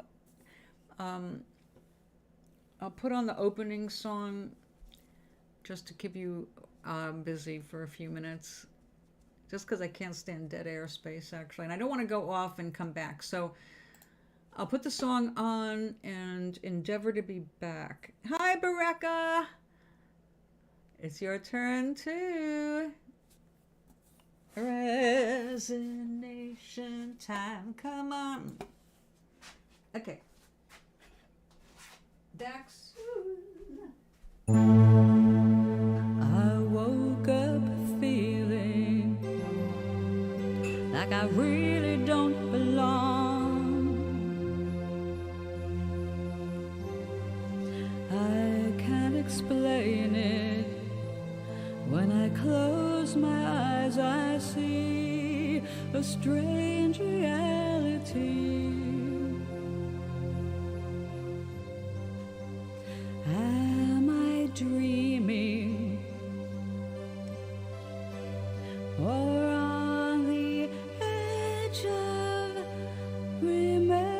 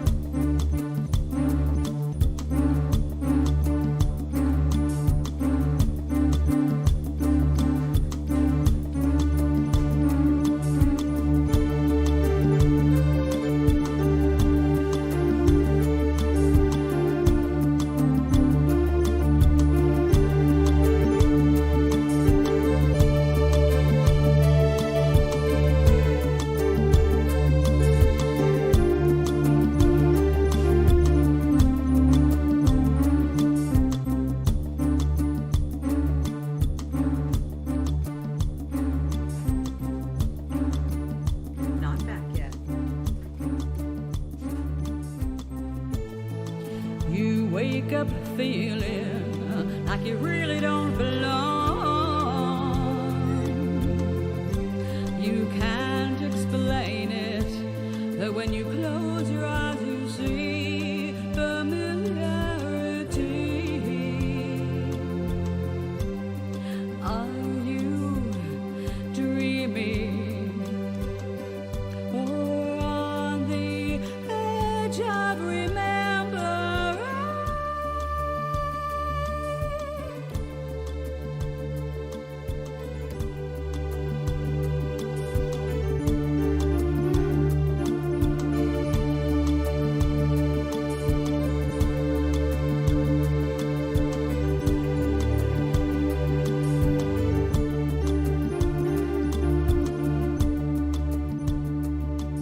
Who will you be tomorrow? And what are you today?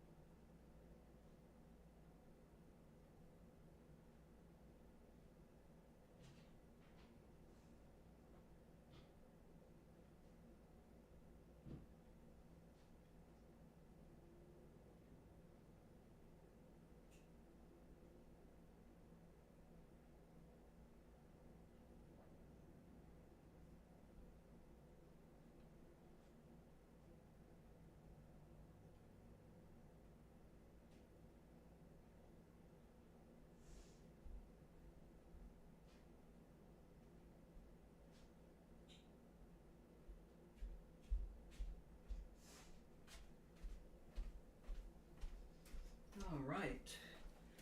That was good.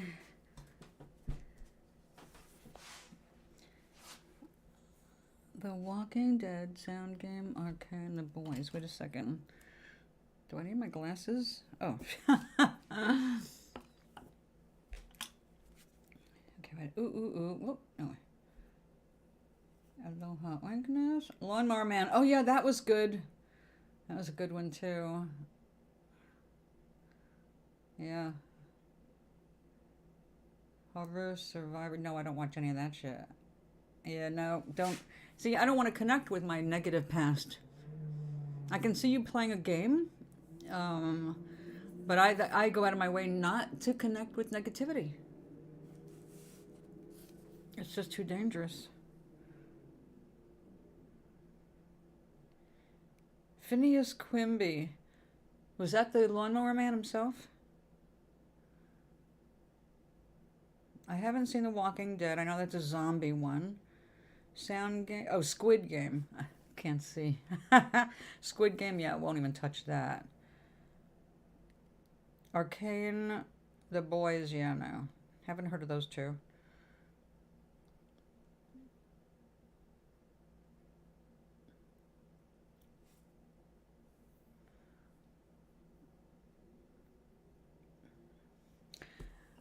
Yeah, Lawnmower Man, I loved those effects. That was the first place some of those effects were used, and then you see them going in other places. Jacob's Ladder. Ah, yeah, that's not the kind of thing I would intentionally watch. Yeah, same. I think that's a mistake. I realize some people are neurologically wired for those kinds of things, but I'm not. And I found things like that extremely disturbing. They stay in my brain, they pop up and actually begin in later years causing anxiety. So I avoid all of that kind of crap. No violence, nothing scary, no horror, no blood, guts, and gore. No. And I have seen enough things in real life, and I've read enough science fiction, fantasy. I've had my share of horror stuff, but my imagination is excellent. Unfortunately, in those cases, it's too excellent, and I don't need anything. I don't need fuel for my imagination in that genre because it's too susceptible. They enter my dreams. Everything you observe goes into your memory. Remember this, right? 95% of your brain is all about this shit. 95%. And that is not a percentage you control the way you think. So whatever you watch, whatever you hear, whatever you listen to, you're putting in your brain. It's there for the rest of your life. Until the brain dies, those memories stay with you. And how they affect your behavior, your emotions, your ability to get a grip when things go bad or harsh, it's questionable. Oh, wrong one.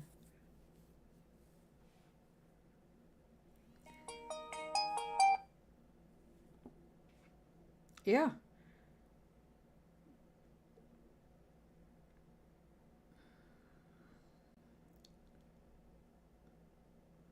Hold on a second. Hold on, I gotta back up. Who was the first person to start the new? Oh, okay, I didn't know that. Uh-huh. Oh, I love that. Yes, okay. Justin, yes. Watching a YouTube video of neurons growing. I love that.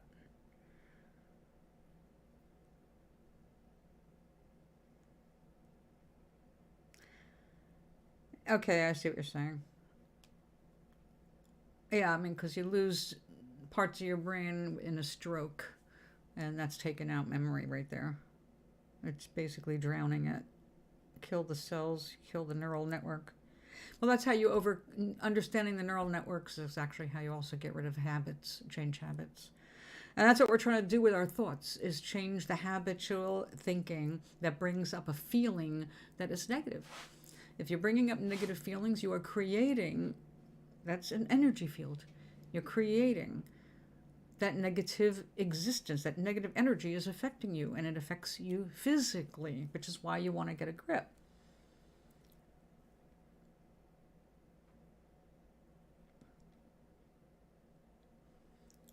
Yeah, I still think that to take out an explicit memory, to identify an explicit memory, I mean, what a challenge, you know?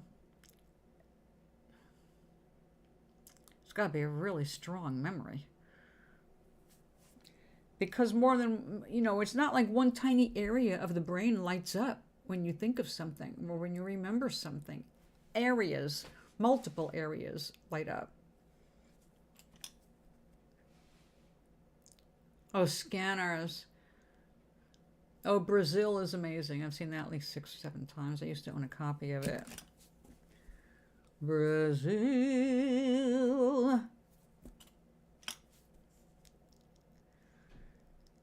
Oh, that's like in the Arnold Schwarzenegger movie where he goes to Mars.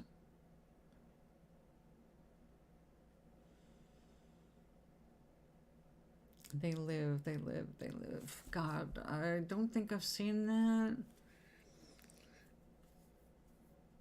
I started getting, see, I didn't realize how the brain worked, of course, when I was a child, but I did know what scared me. And eventually I realized that, oh, I know how. I stopped watching TV. And when I had no TV anymore, and I was busy with my career as a singer, I was always busy either writing music, practicing music, looking for places to play my music, basically struggling to make a living. I wasn't worried about going to the movies. I wasn't keeping up with all that stuff, and I wasn't seeing television. So I didn't, the next time I saw TV, it was like I was fascinated by commercials. I hadn't seen commercials in years and years. It's like, wow, that's pretty cool. So, Total Recall, that was it, right? No, I did not see that. Roddy was a local from where? Portland or Hawaii?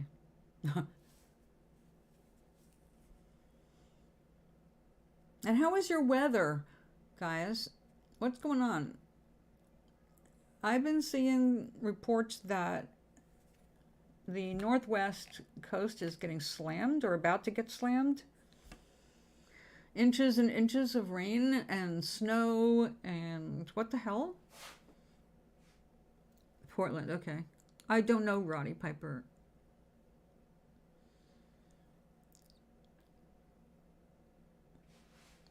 I don't remember they live. I mean, I might have seen it, but or part of it, but not sure. Cloudy, gray, overcast. Oh, well, it's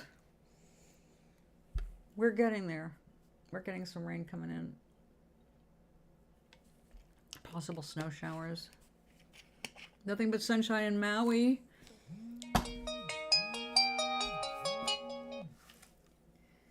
Wow, the spammers are working hard.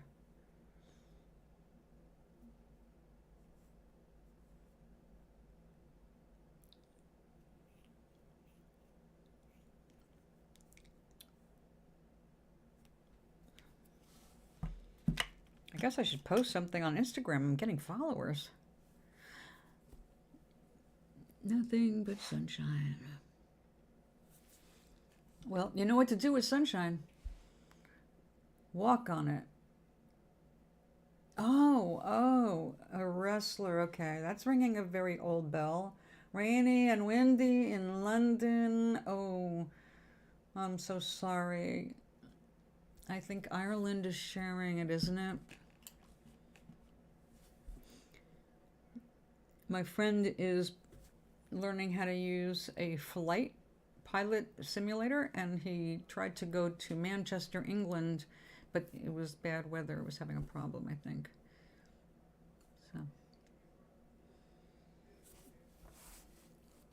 So today, card. Go with the flow. The universe has a plan. Instead of fighting it, go with the flow.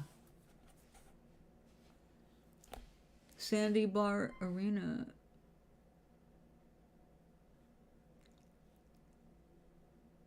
That sounds interesting. Wait a second, wait a second.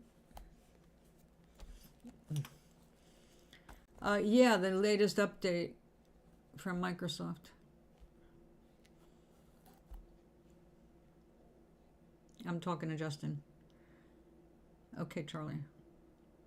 Yeah, he just downloaded the big one. To hell with the plan, I make my own way. Okay, I would love to fly a flight simulator in. Even without VR, it's pretty impressive. He's been sending me some of the videos, what it looks like for him, and it's very immersive. I mean, there's a big learning curve, but very cool. I don't know what the name of his is because I do not have the special, I don't have anything for playing games. All right, so I've got a Kindle. That's what I play games on, so we know it's extremely limited. And a couple other games on the phone, so extremely limited. Especially this is an old, cheap phone. Okay, he is using the best he could find, which currently I believe is one that's put out by Microsoft, and it's a very huge, hundreds of gigabytes, of course, program, and it took quite a while to get down. Also, you'd have to have the right joystick kind of thing, They really got the stuff. And then it's so cool. It really is cool. I don't want to fly, although I am now seriously thinking about trying skydiving. Because for your first several dives, you do not just go out, you actually have somebody attached to you, and they're doing it, and you're just getting the feeling and being instructed in how you handle things. But you're not like, just, here you go, push you out the plane, don't forget to pull on that, pull it. That's not me. My sister thinks it's the best thing, her favorite thing in the entire world of doing skydiving. And I was initially like, I don't think so. It wasn't so much the diving part. I'm not afraid of that part. I think that would be super cool to try that out. Even though the inside of me goes, it feels really good to think that way, but it's a landing because my little body doesn't hold up well to jolts and yanks and plopping on the ground, or ploppings on the ground, or stepping and ploppings on the ground.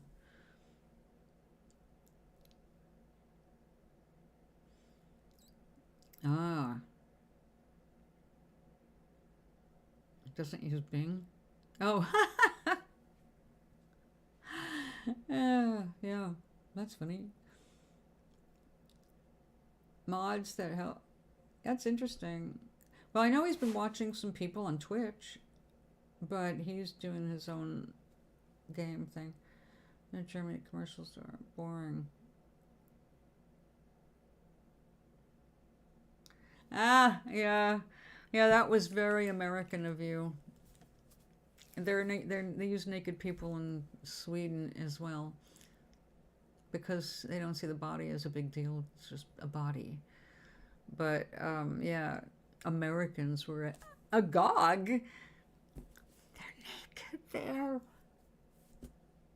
Get the commercials. No one will believe it here. Ja, das ist gut. Ja.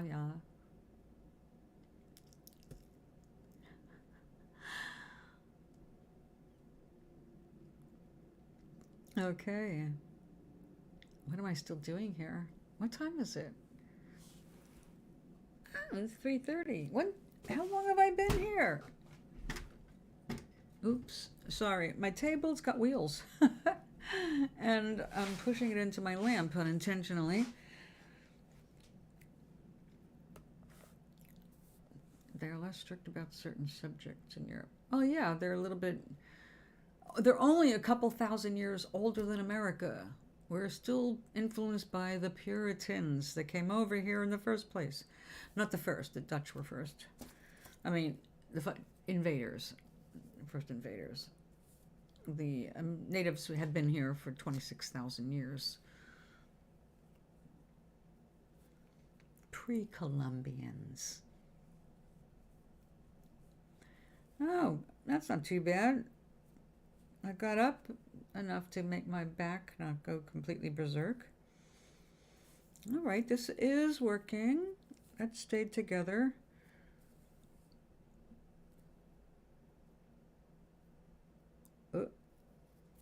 Yeah, gotta reinforce it because it's gonna take a beating being put on and taken off.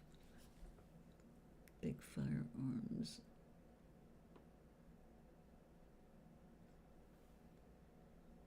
Oh, yes. Yes, yes. Which is very old age, biblical.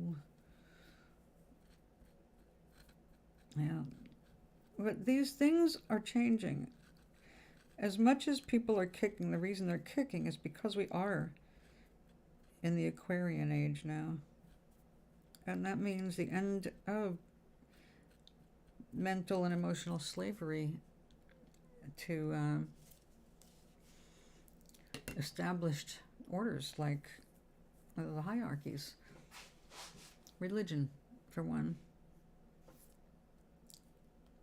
And yeah, government stuff. There's certain government stuff that's like, you're too much like my daddy, you got no right. Puritans and Quakers protesting, and Protestants and candlestick makers, and Methodists. You know where that's from, don't you? Harvey said it, remember? And Methodists.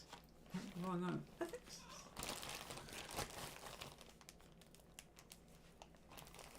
La da da da la da la da la da.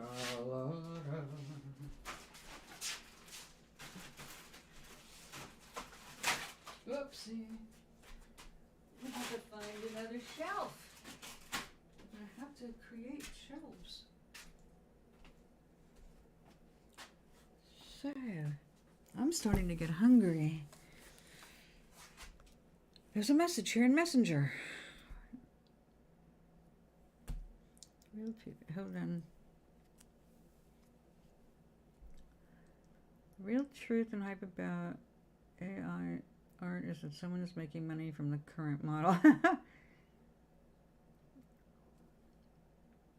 Blazing Saddles. Have I been nude in public? No. No.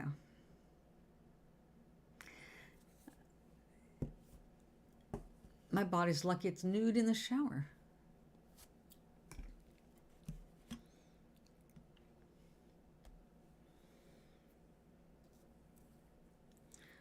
I've never appeared nude in public for any reason. Not even accidentally. There you go, Hedy Lamarr. Harvey Korman. And Methodists.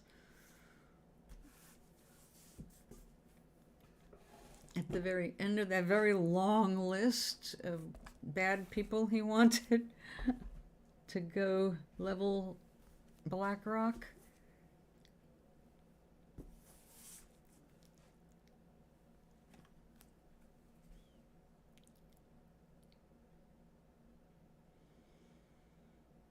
Headley.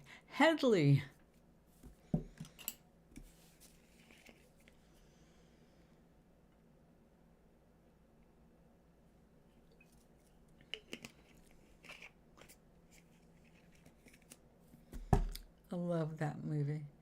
I love the actors in that movie. They were just all heads and shoulders above the rest. I went nude for my nature girlfriend once. Well, you're a guy. I have not met many guys who were shy. Usually all it takes is an interest in seeing their penis. And they're very willing to show it. So, I mean, yeah, how many women have been turned down after asking to see it? I don't know. I never did a survey.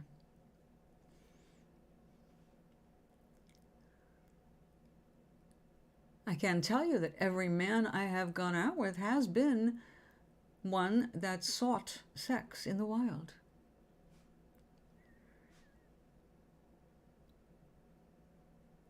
I know. Well, before Wi-Fi, yeah. Hedy Lamarr was instrumental in the war.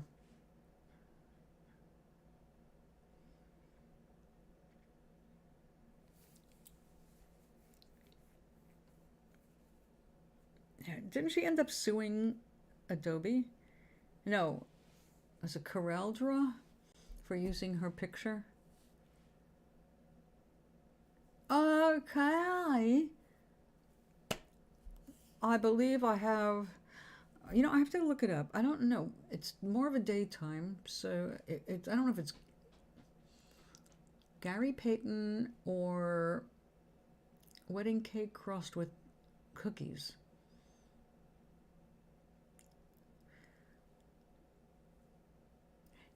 Not Hedy Lamarr, the real Hedy Lamarr. The actress was more than an actress.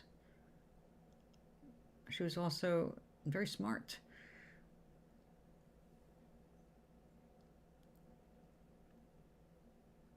Yeah. Oh, yeah. I mean, I'm not suggesting that men will just take it out anywhere, although some men will. Nobody I know, but they are where they are around.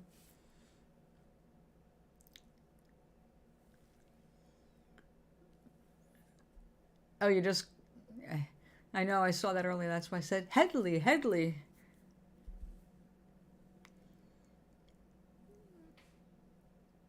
Headley. Headley. Headley. Headley. Yeah. Harvey Korman is just a gem. You've seen High Anxiety, right? That's as tense as I want to get.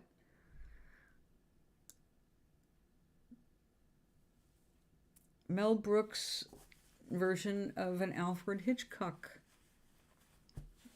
bunch of movies.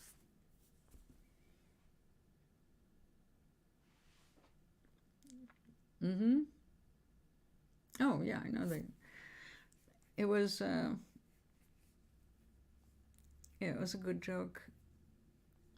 Did you realize that, oh, God. You know who the writers were of that movie?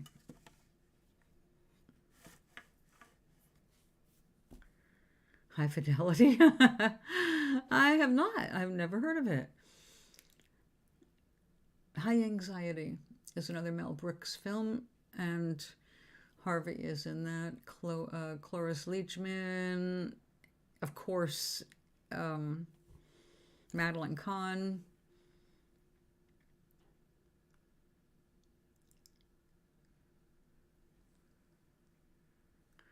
Oh, Samson and Delilah.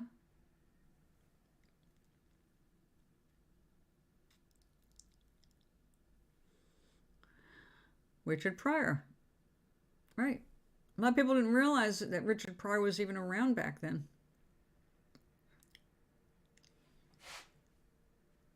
Wilder, Pryor, and Brooks. Brooks' idea. It was a hit just when he was literally looking for change in the gutter. That's how poor Mel Brooks was at one time.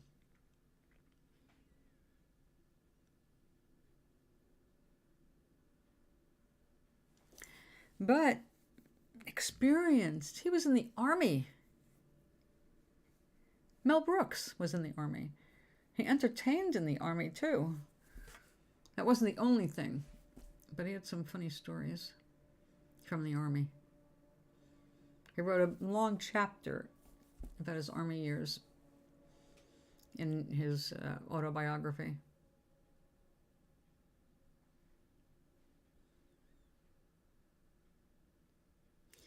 You know what? I'm getting hungry. I should probably eat. What do you say?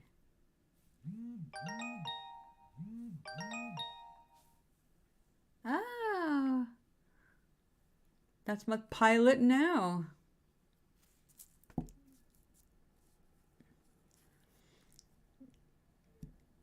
At Dublin Airport. Eddie Izzard. I love Eddie Izzard. I own everything he has recorded, I think. I might have missed one, but I think I found it. I have his CDs. Definitely one of my favorites. George Carlin, yeah. I can't place Bill Hicks. It's a good point, Justin.